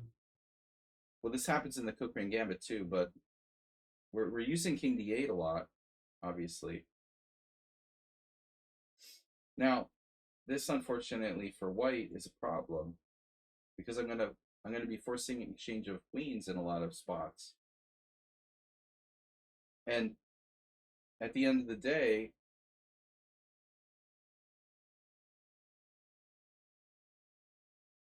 ultimately the problem with white's position is if you guys were like, if I was to say what's the problem with white's position, okay, the noob answer is if I ask a noob what's the problem with white's position, not Dragonfly Hunter, some guy who's like 1500 on lichess, okay. What's the problem with white's position? Well, he only has 2 pawns for a knight. Or no, sorry. Well, he only has 2 pawns for a bishop. Okay. That's not the problem. The problem with white's position is he's weak on the white squares because he doesn't have a white square bishop. So this, this, this, this, this, this. You need to learn to look at the board in terms of color complex, not just material and squares. It's the white squares that's the problem. And so, at the end of the day, he has 2 pawns for a piece. In this case, a white square bishop. But what does he do about controlling the white squares? It's very hard to control white squares. Look at this. We have the double knights. I love this. Knight out there, knight out there. We can have dueling side knights. Wow, I took what? I took a soul. I love collecting souls. What a coincidence.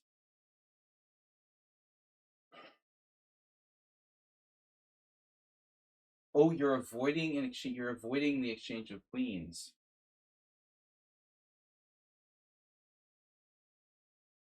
That might almost work.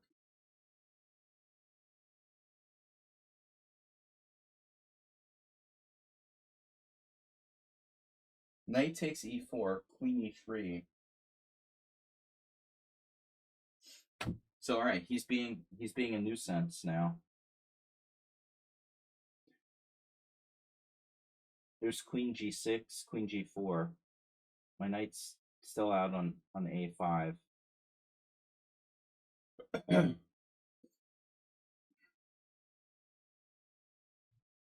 So knight e4, queen e3.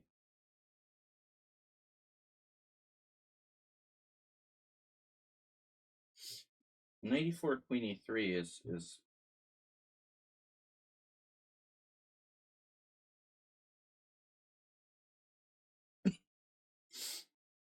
not ideal. Queen g4. Queen g4, e5. Pawn takes pawn. Pawn takes pawn. And now I think I'm good. I think I'm good. I think I'm good. I think I'm good. I think I'm good. Let's do it. Fine. Fine. You want to trade queens. Arrow. I can't read. Sorry, I'll get my glasses. Well, I took. Oh, error not found. Soul out. Oh, I thought you said Emma. I need glasses. Sorry, guys. You wrote it all one word. You see, that's the problem with Generation Alpha or whatever. Dude, stop with the Generation Alpha, like, communication. We don't know what you're talking about. I had to, like, decipher. He's talking about error 404 not found.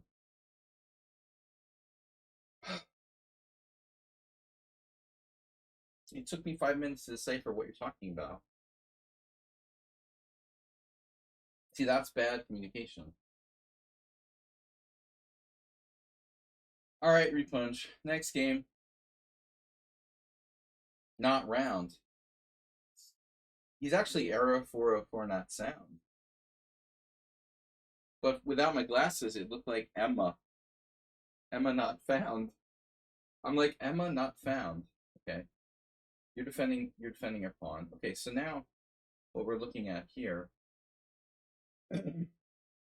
is control of the center. Knight d5 check.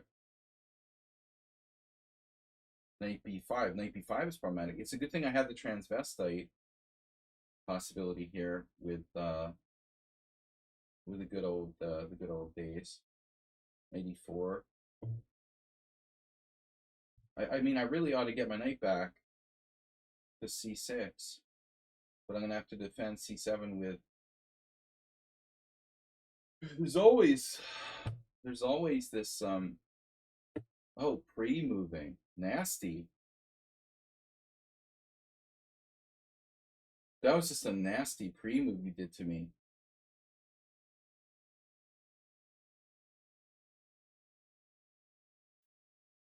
Oof. I might have to sack piece back. But only if it's absolutely necessary. And I get 2 pawns for it. He did that. Wow. He did that. It's a nice idea there. Knight g4. Bishop check. Knight b5.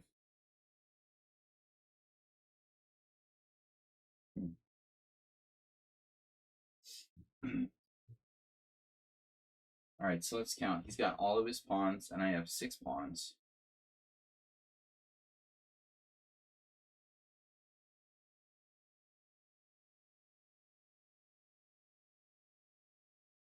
A6.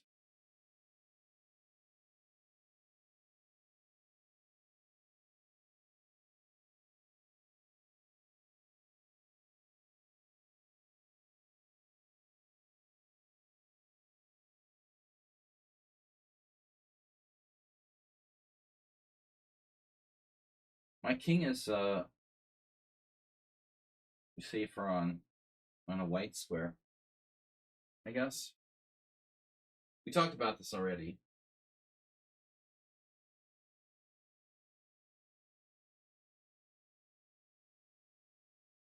Generally. 95 even. Well, I don't know. I mean, knight d5 offers a trade of pieces. I'm not sure if you want to do that. There's some risk involved in trading pieces. He is down a piece. But, you know, it might be good. Some instances. What I want to do now is think a lot. Think about all you got.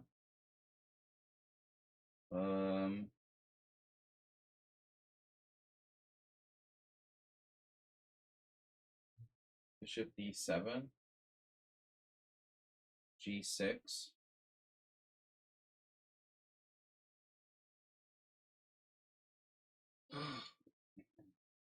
It's pretty good. I can always sack piece, like I said. May come down to that.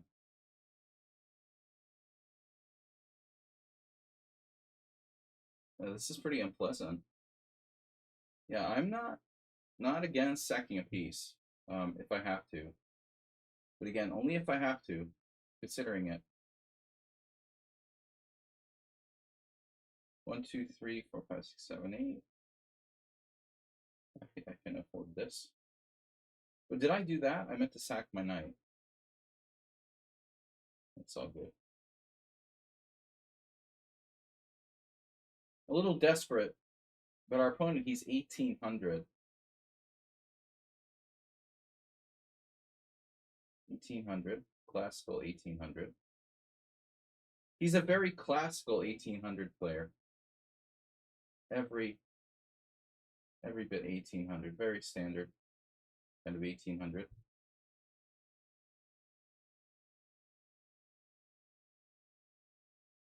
The master of one move threats. He is reliably, you know, very deep and doesn't listen.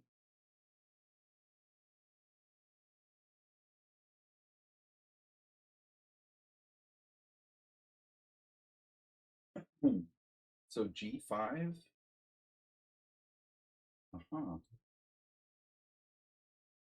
Big on listening. Listening.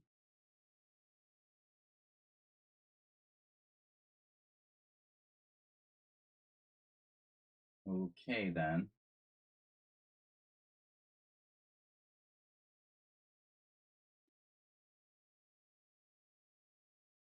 Now we're winning a piece again.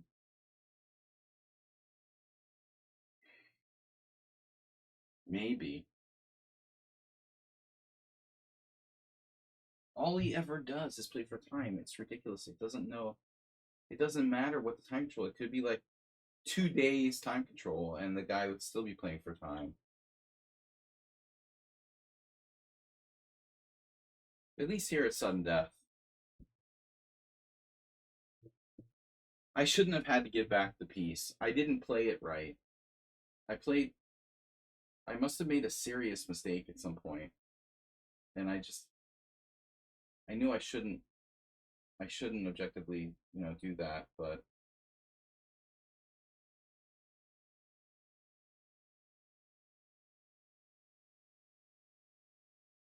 no,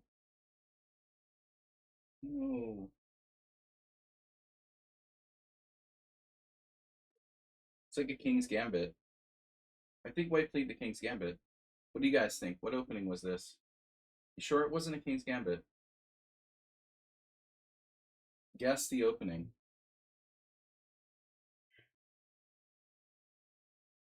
No matter what I do, I'm up a piece. I tried to give it back, and now I'm playing the black side of the King's Gambit.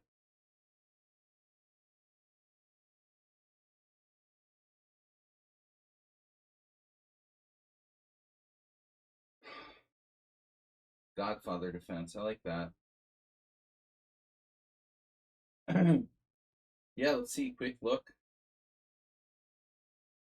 Opening. One mistake. Come on, come on. Come on, come on. I think it's time for another beer. So, yeah, opening was level, and then, I was better, and then I blundered. And it came back. Maybe I was never lost. Sir Bade in the house with a diagonal against Richard Nice. Page not found. Oh no. What? It's giving me 404 page not found. But the game's over. I can't click on your game, guys. Why? That's crazy. Why wouldn't it let me click on that game? It's done?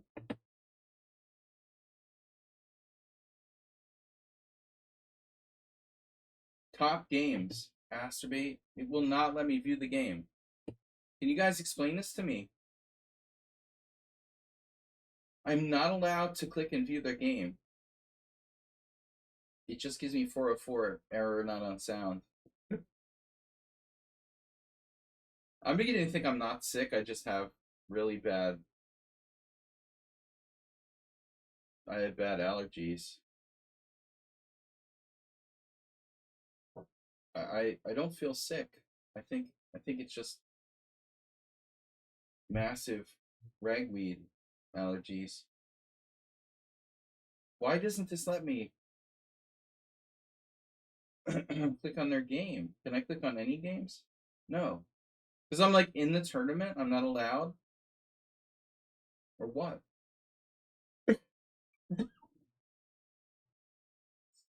Magnus James Kasparov.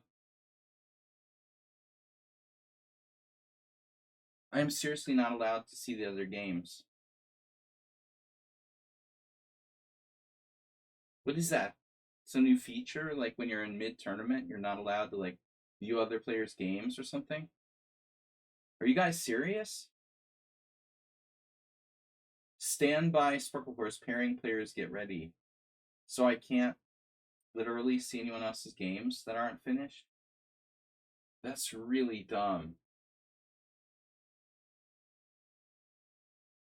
I'm not dehydrated. I drank like a whole like half-liter vitamin drink, coffee, a beer.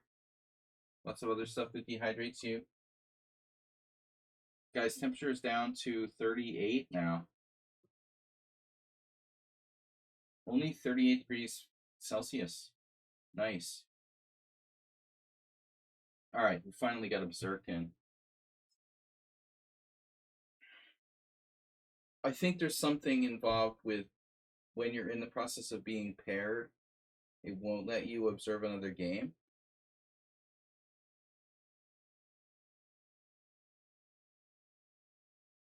Simul Killer, you're new here. That's okay.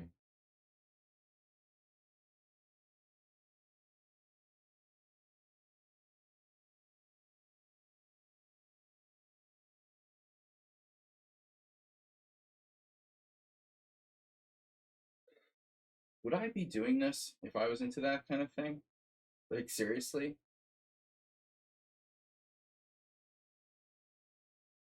I would quit chess.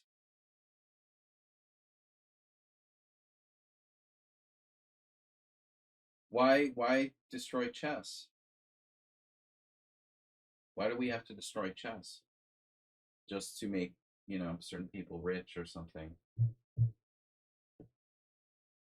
No, I don't want to cheapen chess any cheaper than it already is. It's cool. It's already cheap enough. I'll stick with doing 30-minute classical, like 30 minutes on Tuesdays.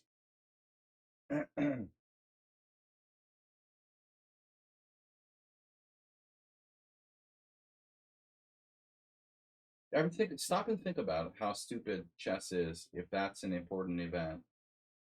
Just that's your thought for the day, you know.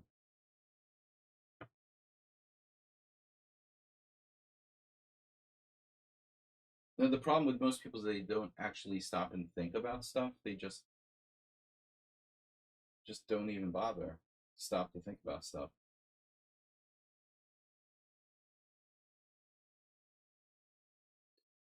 Stefano 8 is actually playing a line that I've played a lot with black.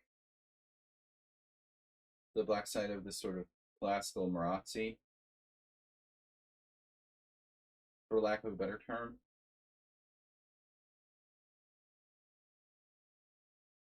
Now, there is a possibility here of b4.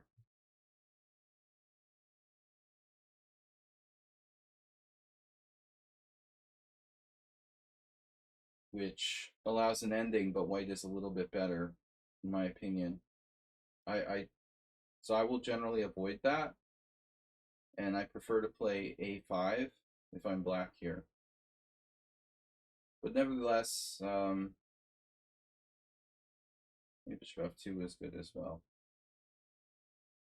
I'm just going to transpose.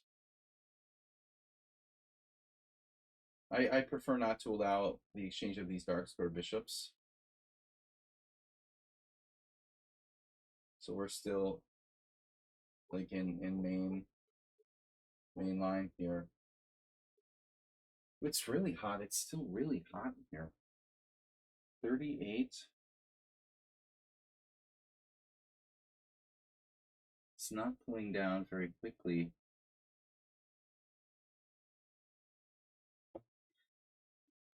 All right. How are we doing in the standings, by the way? Spicy Sugar is in first. Wow. Richard is in third. What? Richard, how did you get the third? You're actually one of the low-rated players. Wow. Richard is in third.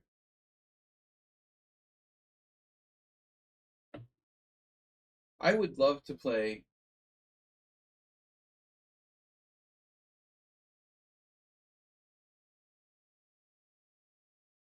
real chess online, but not interested in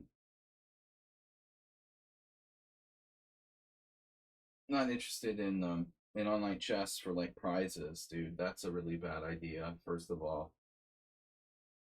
Any kind of online chess for prizes is automatically a no-go.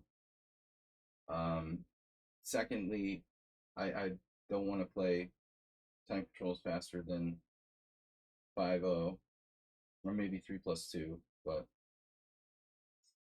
you can't have online chess tournaments. It should be obvious at this point, but people want to keep pretending it's not.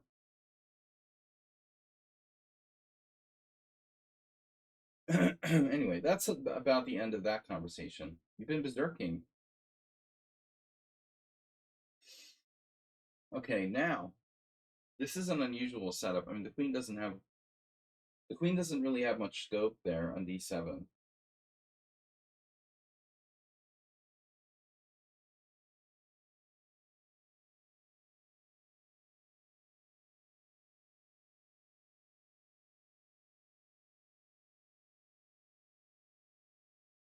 Marazzi's hard to play.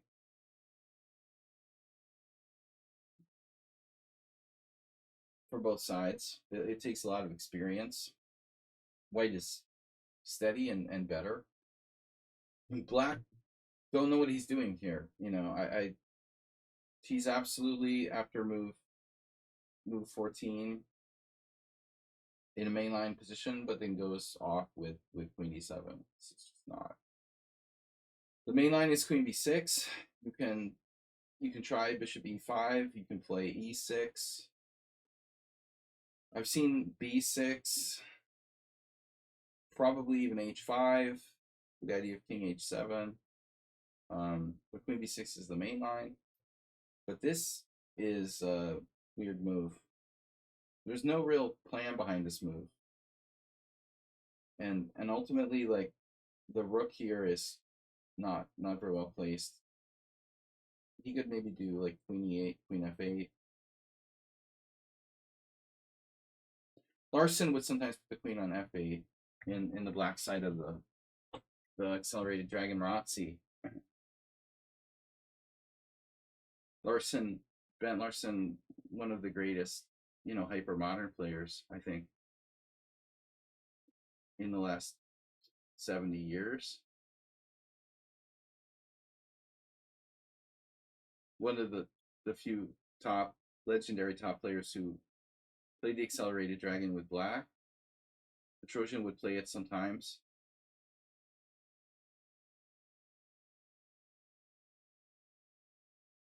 Who else? Larson, Petrosian. Jinji. Yeah, I mean, well, knight d5 is the obvious move, right? And it's fine, it's okay. But that's the difference between you and like Stockfish.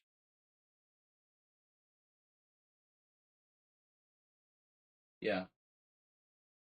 Well, it's really the difference between us and Stockfish. The computer will play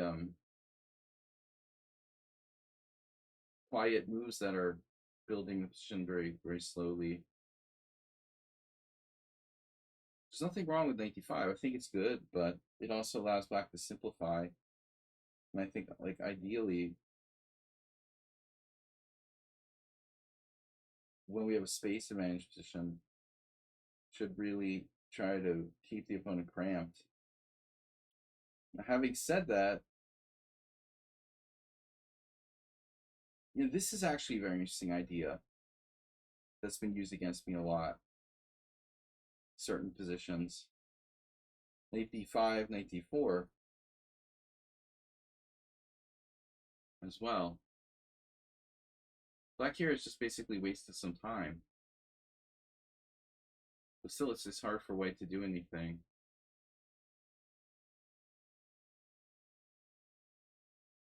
Queen f2.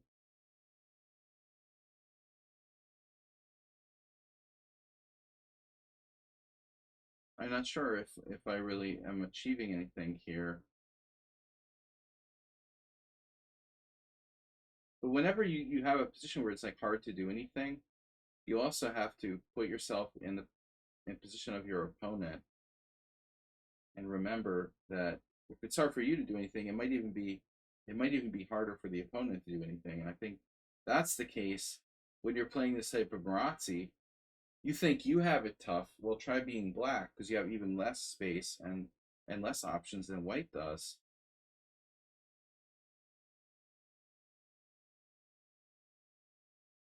Knight d5 is different now. Knight d5 is better now. Why?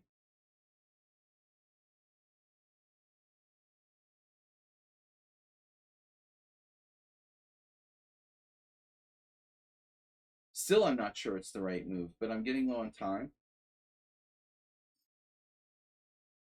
I, honestly, I think it's still a mistake. Hmm.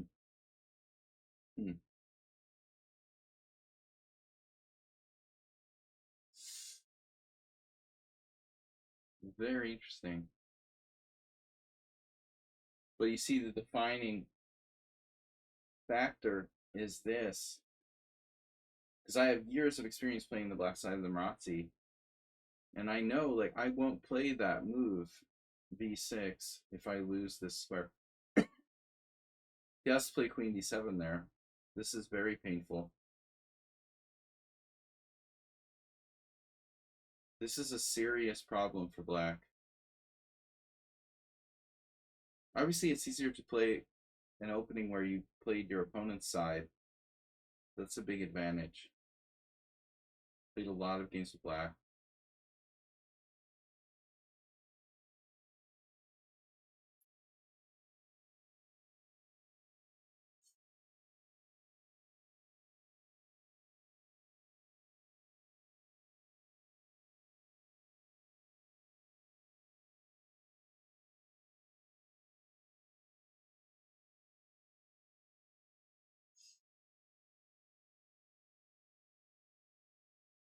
What's our temperature? We going down? It looks like, yeah, we're dropping. It's 37 and a half.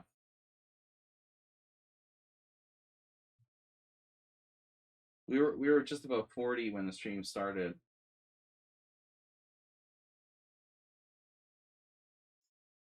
So now we're seeing what happens when the Marazzi player loses control of c6 to the light square bishop. Now, someone on sound is a monster. He's a monster. He knows all about this.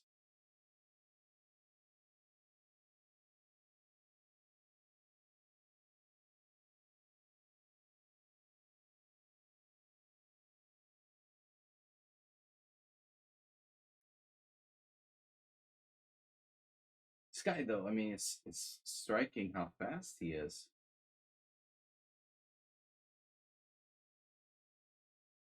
We both berserked.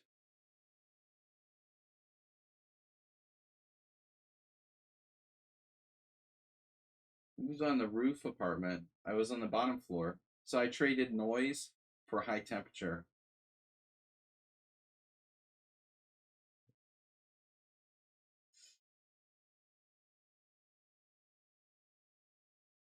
Now f5,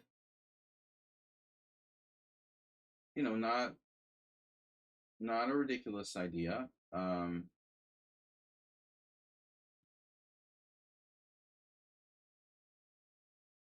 black has maybe like new problems now. Here. Exactly, you can't have everything. So, all right.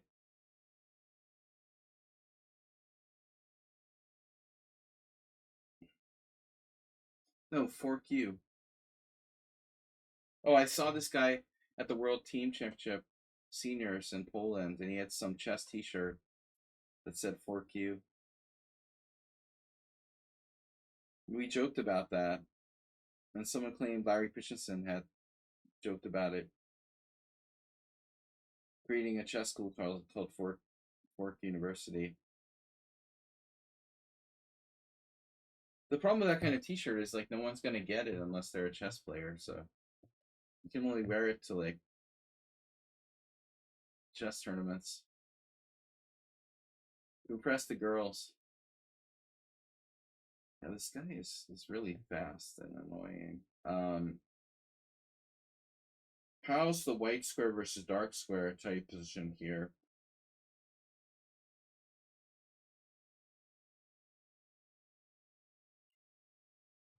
I mean, I could always like give up my dark square bishop for his knight whenever I want, but it looks like it's pretty solid for black. So ultimately, what we normally want to do is the a3 b4 type of approach. It's not good yet though.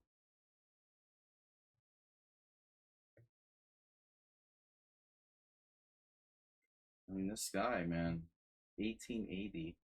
He's 1880. Okay, classical rating isn't really 2110 in rapid, 1956, 1904, 1594, just 960. He's playing pretty well. I'm not focusing well, you know. My my my beer count is low.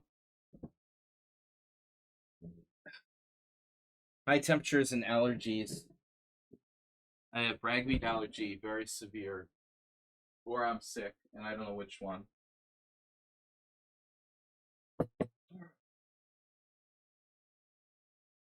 I don't want any copyright issues, so I'm not going to expose what kind of beer this is.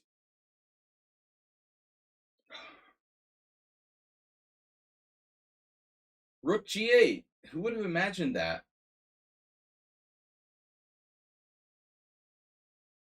So what we want to do now is focus on focus on the center.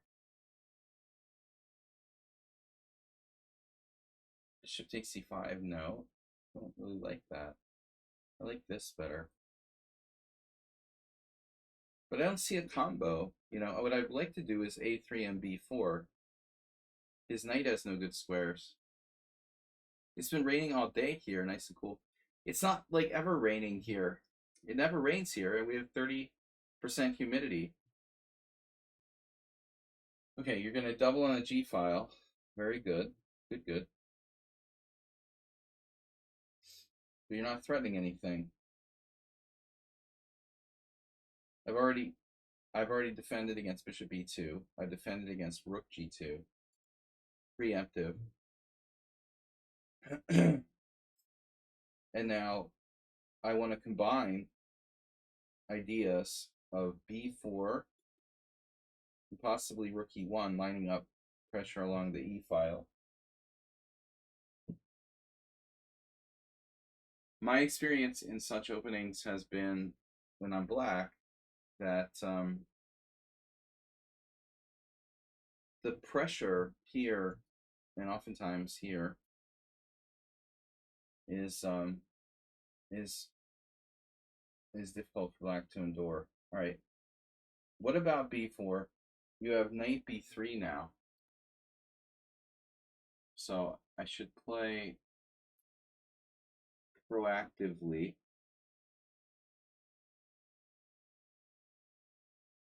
Defending the square. So if b4, pawn takes b4, pawn takes b4.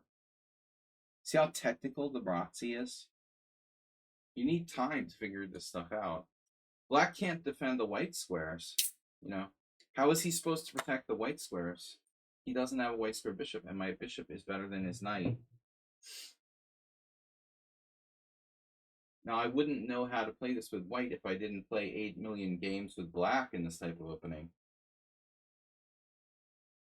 And when you play, you have to think about like what openings your opponent plays. When I prepared for John M's, who was playing the c3 Sicilian a lot, you know what I did? I took the time to check out what John M's plays on the black side of the c3 Sicilian. And that was actually quite beneficial for me. If you have time when you prepare for an opponent, you know, think about looking at what they play, against their own opening, something like that. Anyway, Queen A4.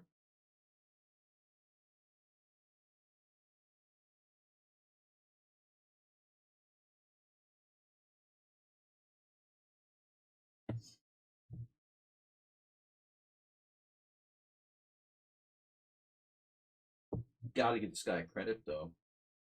Even if he's worse, for his rating, he's played like a really massive genius.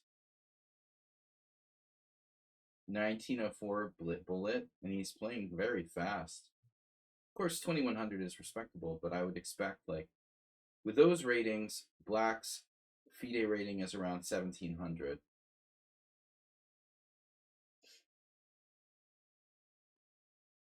That's a pretty solid game for a 1700. He still only lost in a very deep positional sense. It's going to take White. White's going to have to work to win this position. Yeah.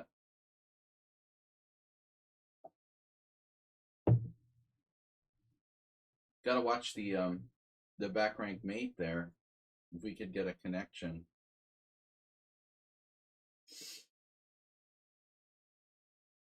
Nah, he's trying to get in. I mean, I gotta consider pushing the massive space advantage, but yeah, this is good. This is weak. No, I think between this and this, Black is lost.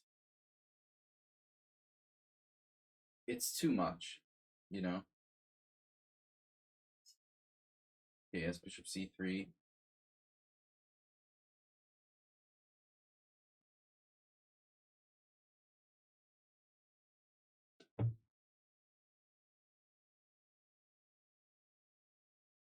Connection.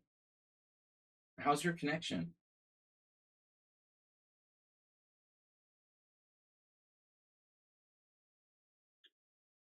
This.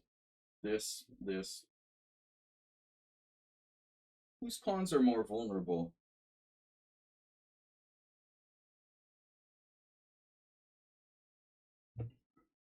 Wow. Speaking of white squares.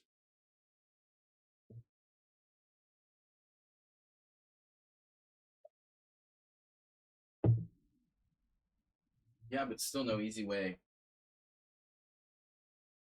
No easy way to win.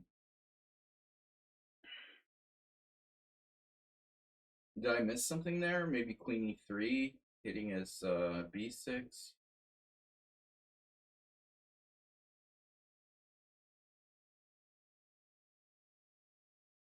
So difficult for Black.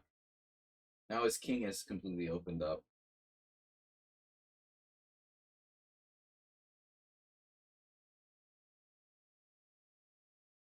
I'm thinking about attacking the exchange with Rook E6. That's positively strong.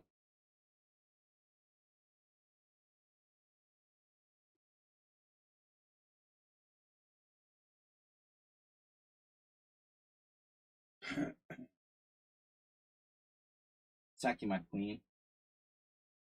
Queen takes E7. This is absolutely difficult for Black. 175 and one ping. One ping win. Ping win. Bling.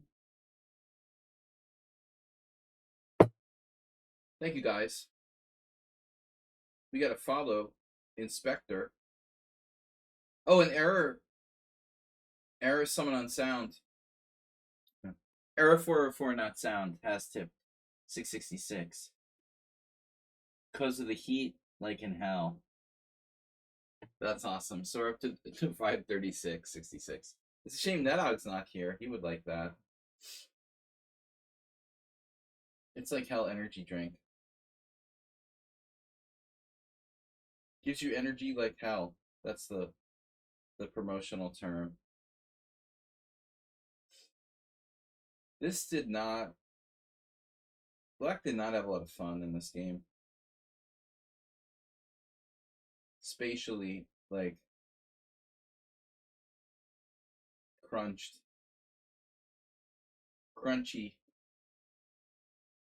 My bishops are just turning up the volume on both sides. But now I'm in the zone.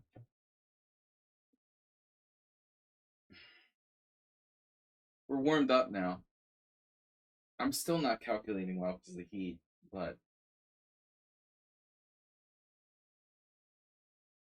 just hard to see any counterplay here for black whatsoever. There is no counterplay at all, and that doesn't even work. Like, how does that even work? Doesn't work. En passant is a legal move.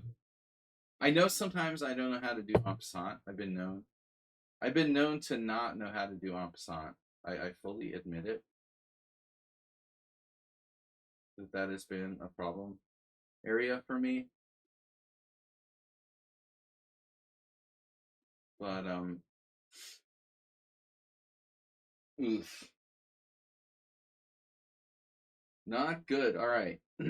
We're back in first place. Somebody needs to beat Spicy Sugar. Jeroen, take him down. So again, I can't see those games. That's a new feature. It must be some kind of cheat protection thing. If you're being paired, you're not allowed to look at someone else's game. Ooh. Nefidov is here, playing Staffar again.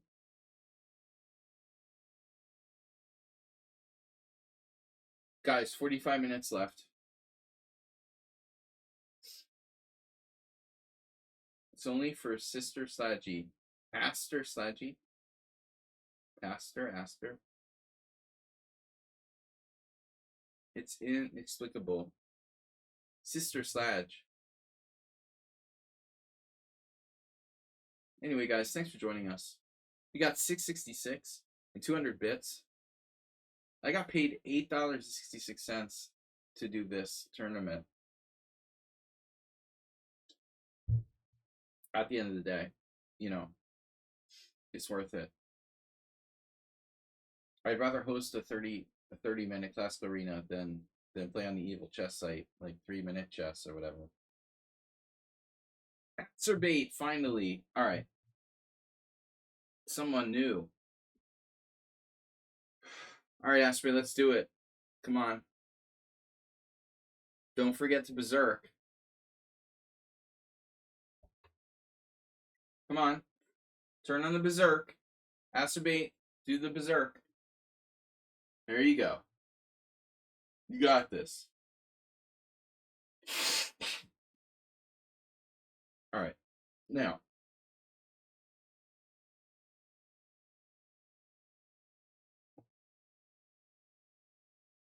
Acerbate, you're not going to play e5. You understand?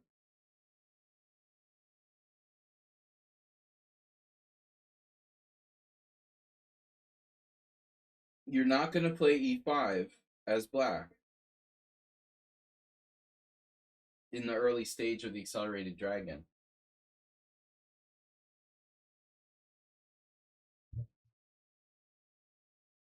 That was a tough move. Boom.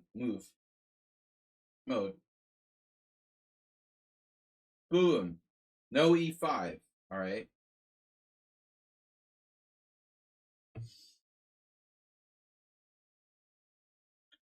This is for someone on sound. Now, I just played, this is my second Barazzi, and this is a boring tournament. I'm playing the Barazzi every game. Uh-oh. Someone on sound variation. The Gurgen needs a take d6. Oh, no. That's fine. He's not playing someone on sound's favorite. Now, we can play the Magnustad variation.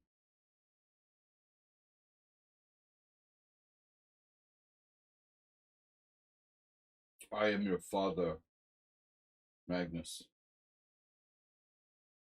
I'm 2-0 against that, somehow. Much as I hated for black.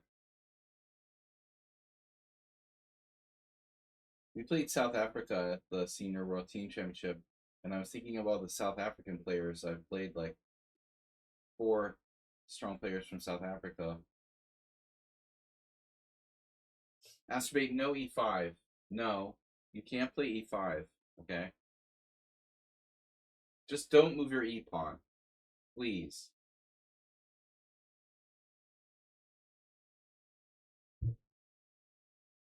This pawn is not supposed to move. That's the base of your like dragon, your dragon structure.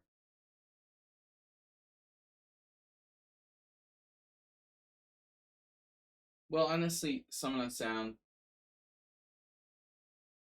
I think that all lines of the Marazzi are about the same for black. At the end of the day, it doesn't matter if you play the Gurginides variation or any of the others. It's all the same shit, man. You can trade like one piece and try to trade a second piece. You know, it always comes down to basically the same type of thing. You know, you're always a little bit worse. You always have slightly less space. You can trade one piece, but it's hard to trade more than one. And you're suffering. Rook b8. Novelty, probably. St. George. I used to love to play the St. George, but I wouldn't dare to do it against stronger players.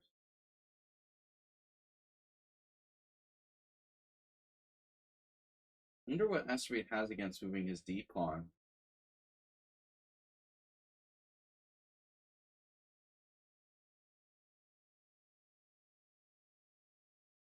I mean, Rook b8 may not be so bad.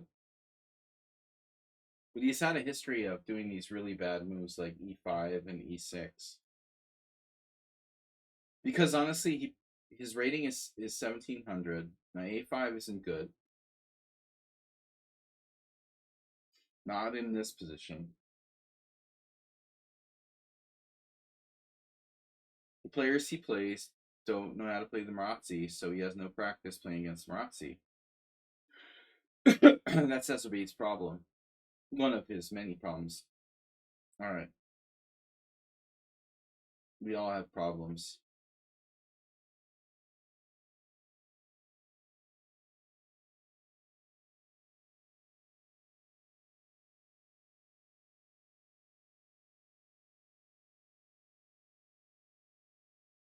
There's this thing that happens in the King's Indian. Did Kasparov? No, Karpov lost against Tony Miles, Dragonfly Hunter.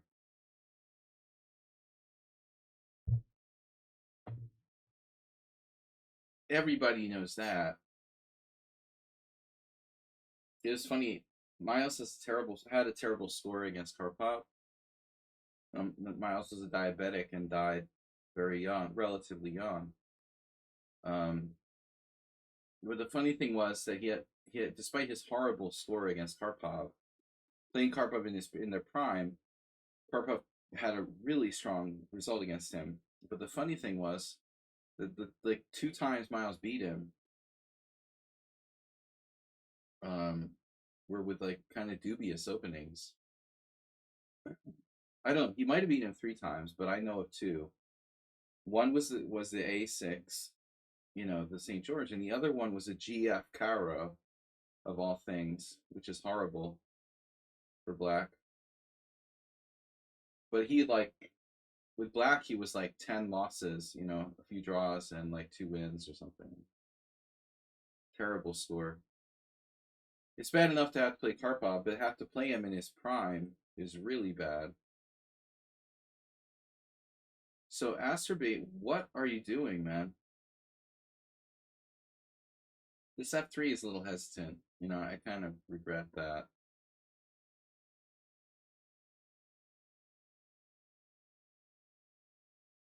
It's hesitant.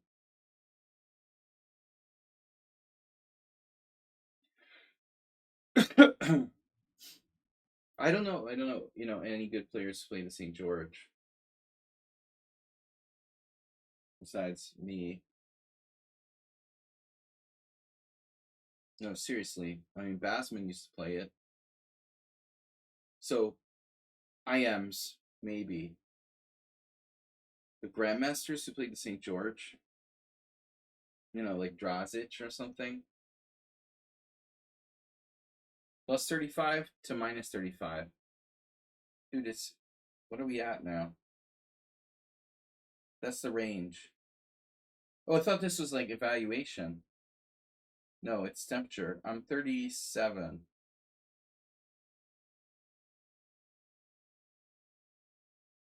Can't see it now.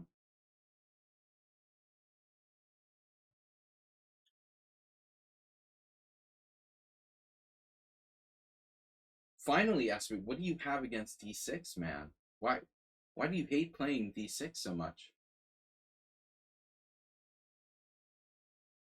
It's like you have to really twist the guy's arm to play the correct move, I don't understand why Aspie hates playing D6 so much.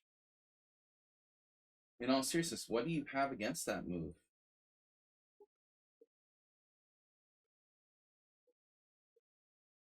I'm going to take it easy on you here and just castle. I'm not going to try to play anything fancy. Take it easy on you. I had a dream last night that Viktor Orban, I was like sitting with Viktor Orban, and I can't remember what the deal was. That was weird. Orban was there. We were hanging out with someone else. There was the three people. It was like weird, very, very strange dream.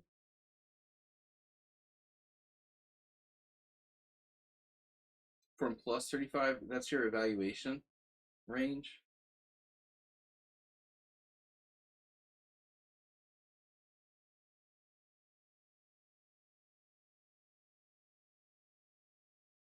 Aspirate Master of Planning.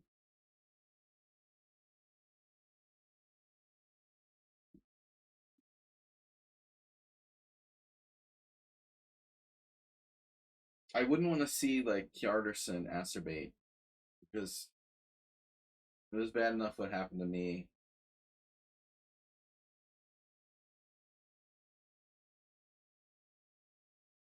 You guys hear like church bells?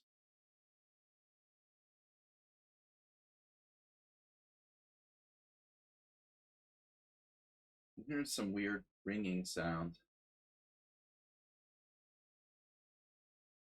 Okay. So knight a4, b6.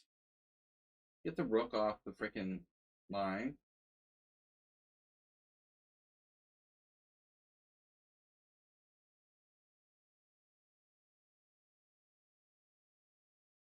I could go for his bishop. That was speaking of Tony Miles.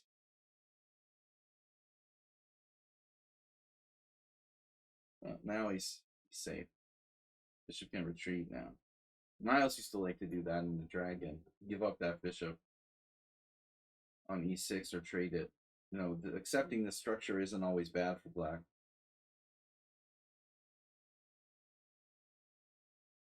Yeah, I don't know what the deal is. Probably some Catholic holiday I don't know about. Hey, I feel like the Fonz. You want to know what's cool?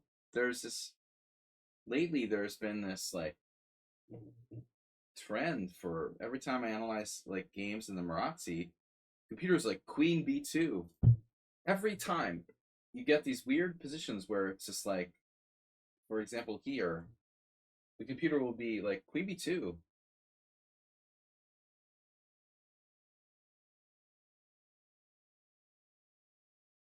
It does everything. What doesn't it do? Put the queen on a dangerous diagonal. Defend B3. Support ideas of B4, I guess.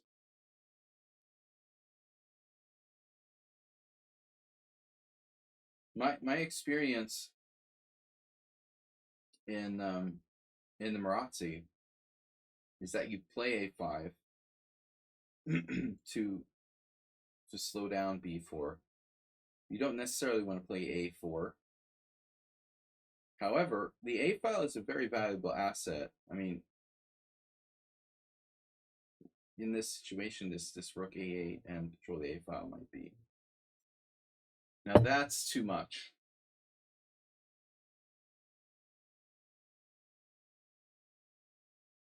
Now you've done it.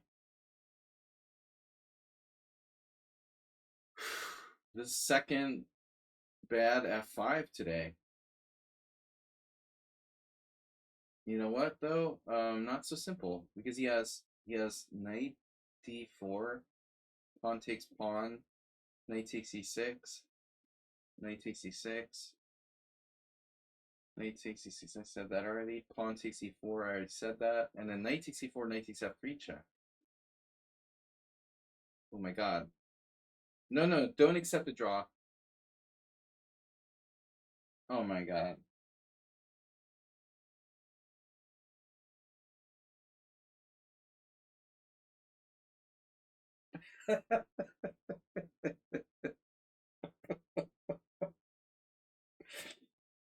Oh my god.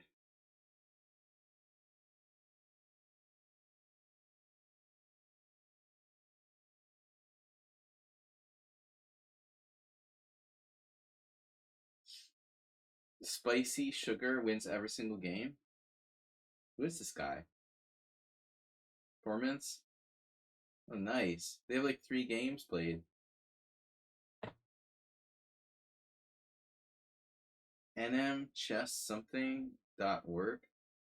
Okay, that's great. Spicy Sugar. Dude, you're 1900 and you're winning the tournament. Performance 2068. Well, that makes sense. I got another question. Astrobate, it was a misclick. Bro. Oh my god.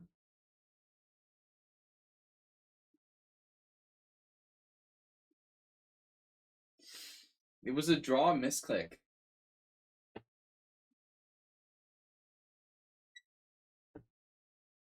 Look how focused that dude is on his online blitz rating.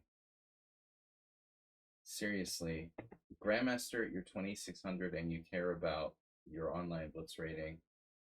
It's really, really sick, man, and it's like a shame. I don't understand, honestly. Grandmaster streaming, who cares about his online blitz rating?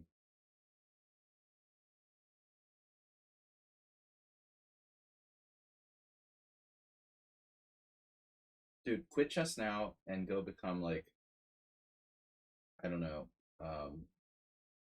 financial analyst or something. Go to Susan Polgar, be like, hey, hook me up, get me into like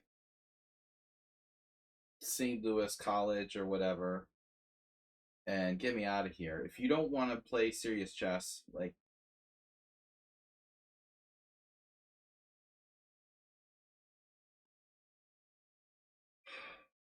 what a waste, man.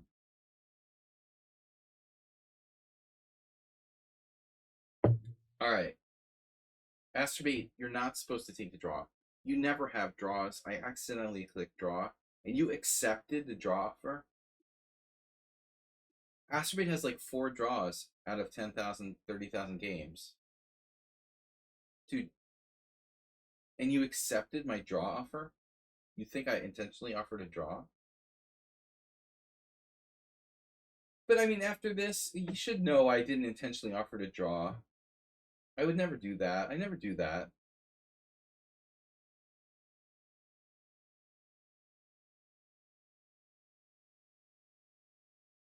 That's so weird. Now we're facing Asturbate's opening. Oh no. In Asturbate's like style. Now I'm tilted. Banus, I don't know what he's doing, dude. I mean, the guy, I have nothing against him except he's kind of cocky. He started streaming on lichess, and I don't know why. And then he's like, he was formerly on the Hungarian Olympic team. He didn't qualify, but I don't understand what the guy's doing. You know, I stream here because of personal reasons. You know, but if I was 2600, I'm sorry. You know, I'm gonna have to stream on chess.com. Ugh. Dude, you shouldn't be streaming at all. You know, you should be like playing world class tournaments. What are you doing? Like playing. Why is this guy? What a waste of 2600. Like I played him in the Hungarian Super League like last year. The guy's a great player. He's 2600. The fuck is he doing? Wasting his time like streaming on lichess.org. I'll be damned if I would do this if I was 2600. That's seriously messed up, man. Nothing against you guys. I love doing this with you guys. But if seriously I had the opportunity to be 2600, I wouldn't waste it. That's just absurd. I mean, Hikaru bothers me a lot, you know, because he's sold out. Kind of sold out to streaming when he could really focus on being a great player. But Banus is now kind of doing the same thing in a very like lower level. At least if you want to make money, like go to the cheap, you know, commercial chess site and do it. But what's the point? You know, I don't get it. Anyway, I always found him kind of standoffish and cocky, but Banus is a good player. He's a Ripley student. There was this funny thing that happened like I don't know, 10 years, 12 years ago. My team played Ripley's team in Hungarian second division. And it was like we were underdogs, like massive underdogs. And I drew Ripley with black on board one. And our second board, who's like an old dude, like beat Banus when he was already very strong. So we like kicked their asses, like 1.5 out of 2 on the top 2 boards. All right, we're winning a piece here.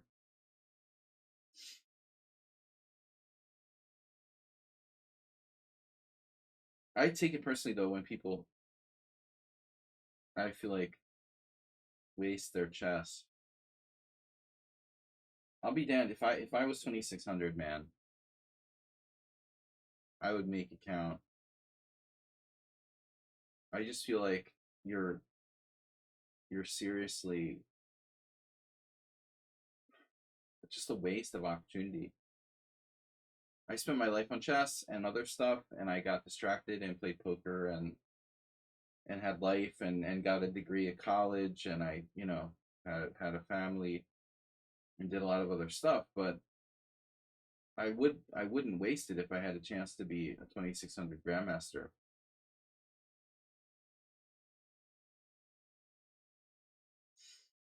Rooftop, you had nothing, no problem, nothing to waste there. You didn't quite make it to 2600. All those lessons you didn't have with Zoltan Ripley. Doesn't matter. No, I mean the guy, you know, I just don't get it. You know, he recently won like some Hungarian rapid maybe, but it's the same thing with Hikaru. I just don't understand, you know. At least Hikaru's making a lot of money streaming. Whatever. I think I overanalyze stuff, you know.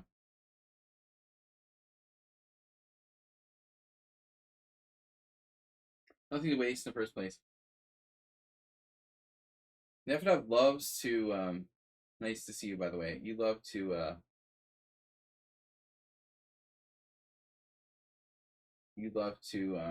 self-deprecate. I know that.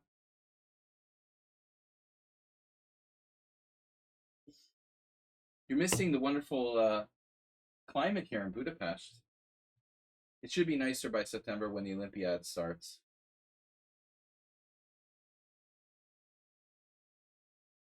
I have at least 2 friends playing in the Olympiad. Not on the Hungarian team. No, I mean I like.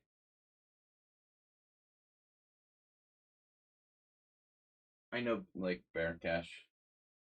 I don't know how well the Hungarian team is going to do. Leiko hasn't played serious chess in years. I don't expect a lot from them. Gladora is kind of overrated. I don't think the Hungarian, they do have Sugarov now, but Leiko's out of practice. But Berkish is okay.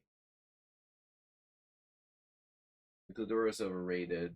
Rockport is inconsistent, and the Sugarov is pretty good.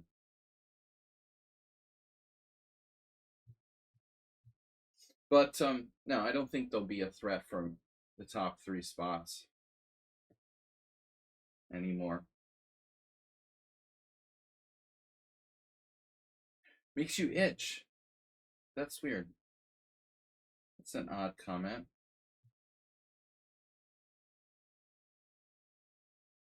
Now, Nefedov would be excited for the Olympiad if it was in Kazakhstan instead of Budapest. They're actually having it in the same place where they had the Budapest Spring Festival some years ago, a venue which I honestly thought was very average. I mean, we had a totally like run of the mill open tournament there, and now they're gonna have an Olympiad there. I don't know, man.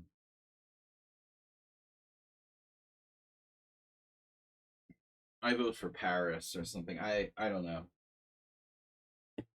Who the heck gave like the Olympiad bid to Hungary?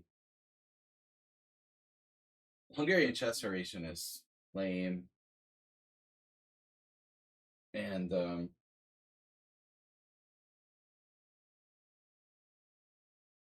I don't know how they pulled that down. I really don't understand it. I completely don't understand at all. I'm not into chess politics, but I have zero idea how Budapest got the chess Olympiad bid.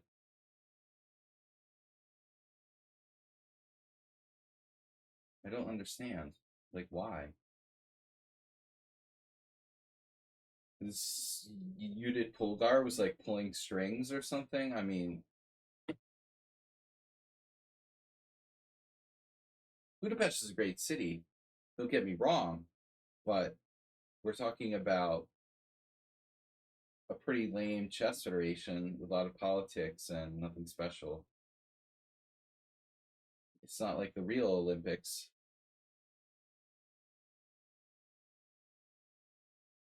I know, like the Hungarians wanted to bid for the actual Olympics, but that could actually lose money in some cases. It's kind of risky, very political. I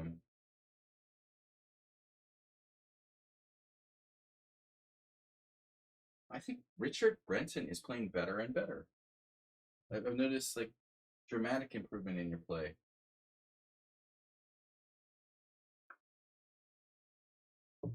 I just don't get it though.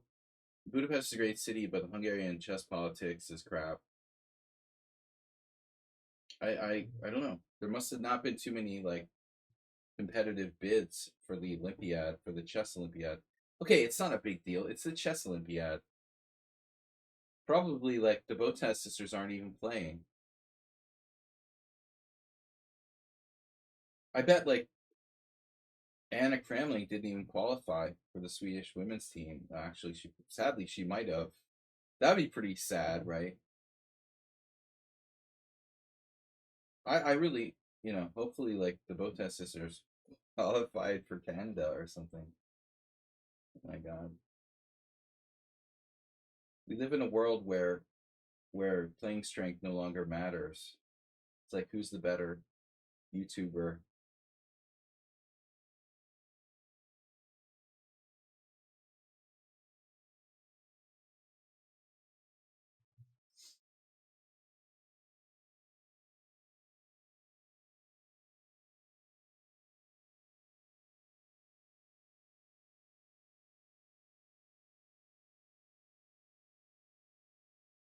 I'm up a piece. How did that happen? Oh, Mr. Slow isn't here today. I had this funny game on my Simul on Sunday against Mr. Slow where I literally didn't realize I was down a pawn the whole game till the end when I was like losing in an ending. I found out very funny. That's exactly what I didn't say. Pia Kramling could play for the men's team, for the Swedish men's team.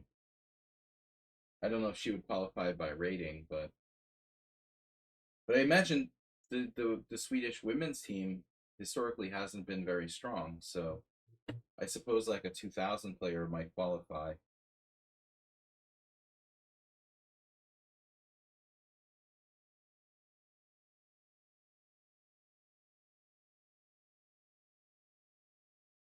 No, you know that Nevetov's provocative. He's very provocative. You know that's not what I said. I have absolute respect for Pia Kramling, and you can't control your siblings. Yeah, your relatives' behavior. You can't expect like parents to control their adult children how they behave, or you know children to control how their parents behave and stuff like that. I mean, Pia Kramling was always a strong player, not not a showboat, but I can't respect the the the other, you know, the daughter just kind of using her parents' chest strength to promote herself. I mean that's really weird. It's sort of perverse. It's like the reverse of like a parent like living vicariously through their children. You know, parents do that, right? That's very common. It's like Anna Kremling is living vicariously through her parents, using their chess greatness so she can make herself famous. There's something really sick about that, that bothers me. It's like, wait, no, like Pia Kremling should be the one benefiting, not you. You're not a great chess player. Your mom is. Why are you this celebrity? This doesn't make sense. You understand what I'm saying? There's something really sick about that. It's disgusting. I don't get it. Pia Kremling is like a legend. She deserves all the credit in the world. But like, why is her daughter a celebrity? That's the world we live in. Sadly, it's a Jennifer Shahadi effect.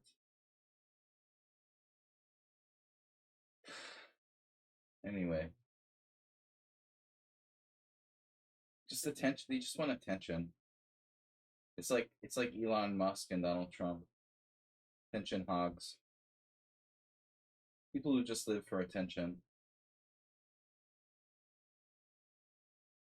For scintillating personality.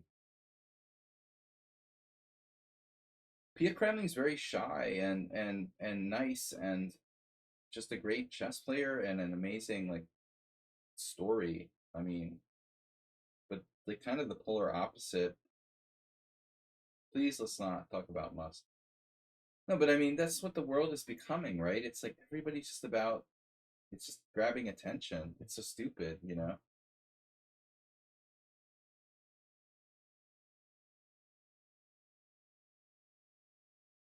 Any kind of attention is good. Yeah, let's not talk about Elon Musk. I hope he gets like criminally charged by the United Kingdom. They need to start reining him in. I mean, it's out of control at this point. The dude needs to be like criminally charged for inciting like Russian propaganda through like riots through Russian propaganda. His his fate is coming, dude. And also, it's shocking how stupid he really is. Because tying your suit, you know, tying yourself to Donald Trump at this moment, where Trump is going down in flames, seems like a really stupid move. I don't understand, but everybody in the world can see that Trump is lost. It's like you have a -10 position and you're just like screaming angrily at the arbiter and your opponent, and you're -10 and you're about to like lose on time. Why would you? Are you that stupid? Like you can't see Trump is totally done? This is the time to abandon Trump, not like give him an interview on X or whatever. So he's a super genius who plays three-dimensional chess. Elon Musk is like an idiot. Like seriously. If he's a fucking three-dimensional chess player, he would see Trump is lost and bail like right now. But he doesn't, and he's like, okay, so you're not a super genius. Your parents were wealthy and you got lucky at the right time. I mean, let's just be honest. You're not a super genius at all. You're an egomaniac and you're not that smart. Political chat has nothing to do with me. It's a little late for that, Nefedov. Unfortunately, I can't connect you to Elon Musk. Oh no, Richard Brenton lost his connection again. What's the deal with the spicy sugar guy? Like, how does he have so many points? Richard lost his connection again at the village. Sorry, Nefedov. No, it's not about you. I do like going down the occasional political slope, especially after 2 beers. No, it's just a comment on day-to-day news, man. We're just talking like we're talking current events. This isn't even politics, Nefedo. It's current events. Someone on sound. Well, nothing to see there. The more I play, the better I play. And I haven't reached my beer. 2 beers. I'm still playing very well. Even better.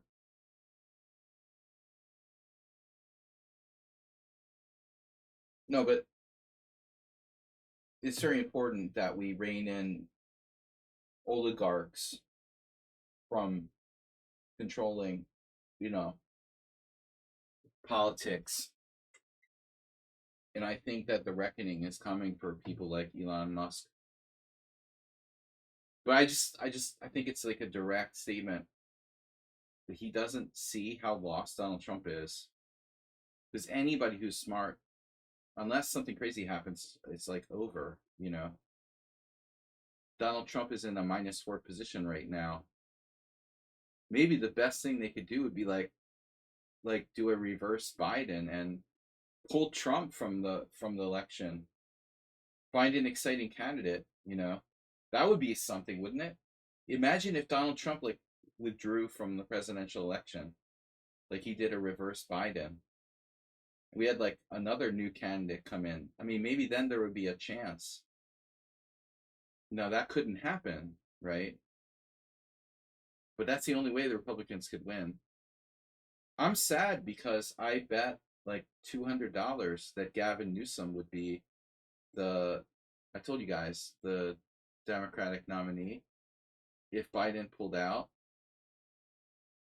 And, okay, it's just a personal thing. It doesn't matter. And I was wrong. I was super wrong on that bet. Kamala just totally took the initiative. I mean, Newsom might have done okay, but he didn't want to, clearly. So what's this? Bishop G4. Here we go. Staff organ. We're in a mainline Caro-Kann. The draw variation. But I don't want to talk about politics. The point was current events. And famous variation here. I just find it, I was talking about Anna Kramling, an irony of that. this person who's famous, even though she doesn't deserve to be famous, and like, it's the same as the Botez sisters. Although, to be fair, like, at least Anna Kremling knows how to play chess. But it's like pop celebrity culture in chess.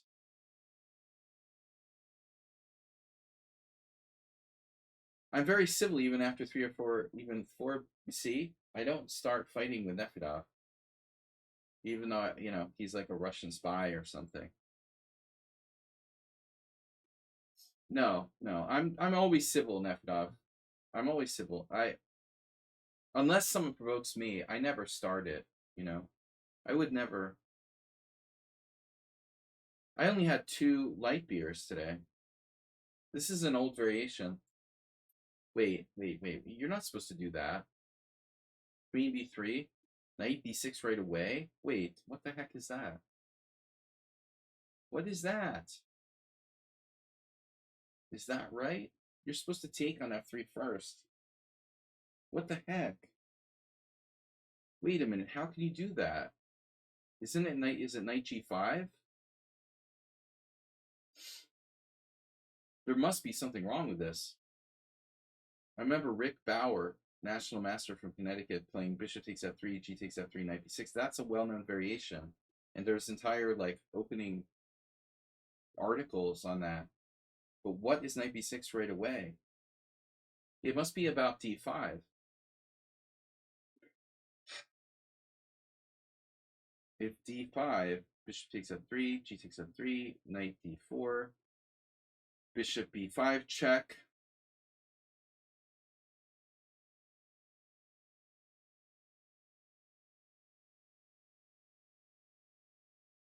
No. d5, bishop f3, g takes f3, knight d4, queen d1. And white's just better. So this is the answer. We have control of d5. Getting destroyed by Asterbait. I gave him a draw. The only reason I'm not winning this tournament right now is Asterbait.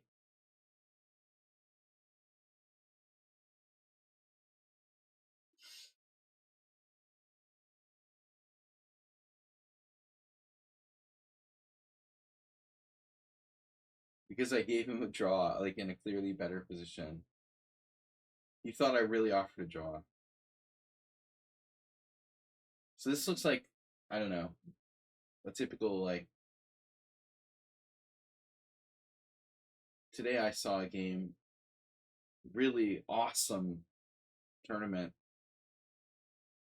I love how these games are in the database or whatever the opening is for. Feingold. It was like Dreyev, Feingold. I'm like, really? I remember once, like, Alexei played in the US. He actually played Feingold and like beat him. But I saw this game that was a draw,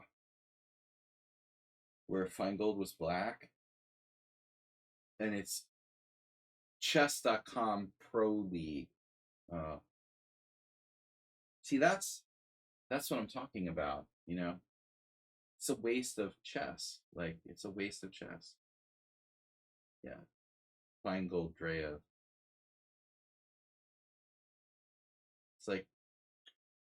It's like me drawing Kamsky or something. Normally it shouldn't happen. Maybe occasionally. I haven't seen Alexei in years. He's a good guy. At least he was.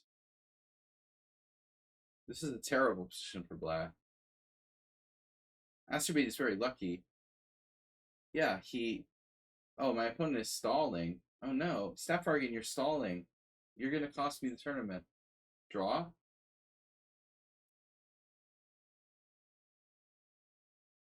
Alright.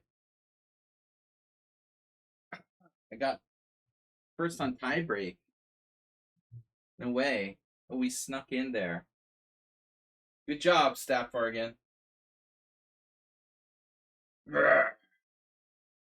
I snuck into first place with a tie against Sneaky Sugar.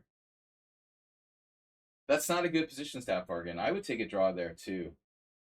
Very dubious. I was like, wait a minute. We passed the 10-move draw rule. I needed 1 point to tie, but I passed him on tiebreak. Good tournament, guys. Temperature is 30, a cool 36.5. On the street, it's like 30. It's always about 5 degrees hotter up here on the roof. Sparkle Horse wins the tournament. How did I do that? How did I do that? Look at that. Undefeated. Draw with Asterbait, and I still won the tournament. Nice try, Asterbait. Thank God, like, Staff Bargain saw my draw offer and accepted it. He could have, like, not even noticed or something.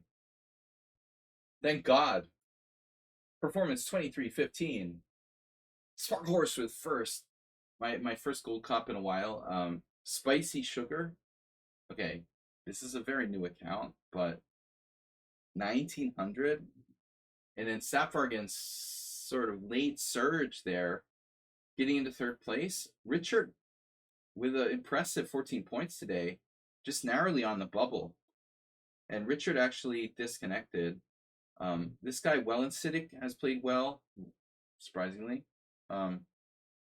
So bad. I have what? I have Litsky. You have luck. Litsky. Wellensidik. Uber driver showed up too late, bro. Sorry. Schumacher. Magnus. Somebody's missing. Actually, where is Sun Prism? Sun Prism, where are you on the list? You didn't play. Why didn't you play? Sun Prism. It's too long. Too long. He couldn't handle the 30-minute. He couldn't handle the 30-minute time control. Nefridov played one game with Staff Bargain and lost. What's this? Caro Khan. Oh my gosh. Isn't that good for white?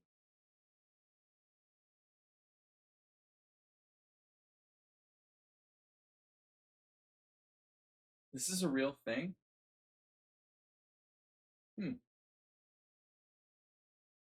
The Staff Bargain variation. You could do something crazy like Queen H5. It's not sound.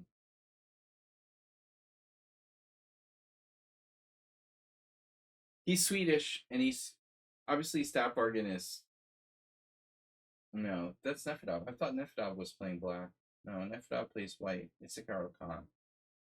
And Nefedov, I don't know. You like have Dr. Jekyll, Mr. Hyde openings.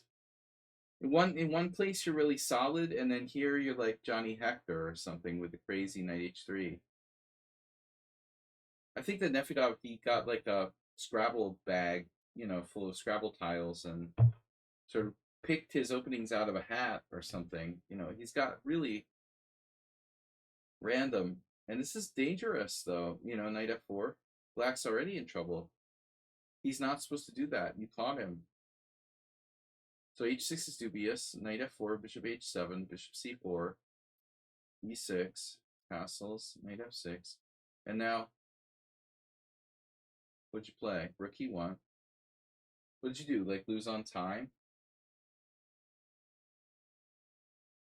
Wow, even Nefedov even sacrificed here. Oh my god, and that's strong. And black just declined it. Oh no. Nefedov just merciless. Castles, bishop e3. He's the exterminator. Just a pawn up for nothing. You're a pawn up for nothing, Pavel, and you played h4. He must have been distracted by chatting with me.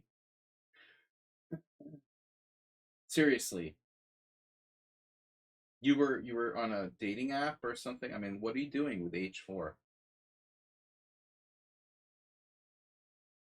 He must have been on Tinder or something, Like, what the heck is that? You're up a clear pawn for nothing and you're playing h4? That's a lack of concentration. I don't even understand what that move does. You know, even if you were like not up a pawn for nothing. Anyway, no, Nefedov, good game. You should have won that. All right, guys. So thanks for playing. Congratulations to Spicy Sugar for second. Stop arguing with third. I'm in first. And we will be back on Thursday for Deadly Heat Wave analysis stream. So I'll see you guys there. Don't forget, donate, support the stream, and hopefully, if I survive the summer, we'll go to the World Senior in Portugal, sort of, in November. Thank you guys. Asterbait, good draw today. You guys see my draw with Asterbait? This is an awesome game. One of Asterbait's, how many draws do you have? Lifetime. Can you see that? Let's see. Rapid, classical. Okay, classical. Classical draws 141. Wow, that's a lot. The D3 was a recommendation from one strong player. Oh, Nefedov, it's a well-known variation, as far as I recall.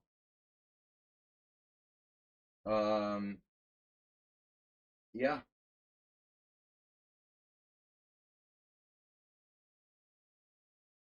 Aspie with 141 draws. So today's draw with Slaggy. I love this. This game. In the final position, he's actually fine. Oh, right. Well, what happened was, I'm white. We're sitting there playing. I'm sitting there playing Acerbate. And I'm white here. And why can't I flip the board? Okay, because we're in the chat bar. I'm gonna end the stream in a second, guys. But what ended up happening was I was in this position. Acerbate played the horrible F5, and I accidentally clicked the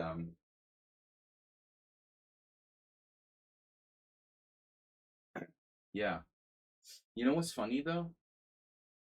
Wow, this is really demented. BB2 is the third best move. Second or third best move here. I had no inclination at all. I was threatening bishop takes c5. That's so funny. I did not play this move with any intention whatsoever of threatening a cheapo against you, Asterbate. I played maybe two just for the aesthetic effect, and you know, knowing that I've seen a lot of examples where that's a very strong move, and I'm supporting b4 and just defending the b3 pawn. It's completely incidental that I'm threatening bishop takes c5, and I have this like threat on the line. So I didn't even, oddly enough, I didn't even see it. I did not see I'm even threatening to win a piece here. And then Acerbate plays a takes b3. I didn't even see I can win a piece with bishop takes c5. I wasn't thinking about it. Auto recapture. Then you played the horrible f5, which is bad in general, and I could just win a piece. But I accidentally clicked the draw button. And when I realized I clicked the draw button, I thought, well, maybe if I make a move real fast, it'll like delete my draw offer. So I knew knight d4 wasn't a good move, but I played it anyway because I thought it would delete the draw offer. But unfortunately, the draw offer remained. So that was pretty funny. And you took the draw. Good job. That was a smart move, accepting the draw offer here. I should have probably won a piece of bishop takes c5, except that I didn't see it. And I was sitting there calculating like other ideas. It's pretty funny. F5 is a really bad move. I mean, you need to get your bishop back. The position's not that bad. But at least you didn't play e5 or e6 in the early stages of the Marazzi. You know, your position is actually not that bad here. Until you drop a piece, obviously. But a5 was a bad move. So you shouldn't do that. Rook b8 is a novelty.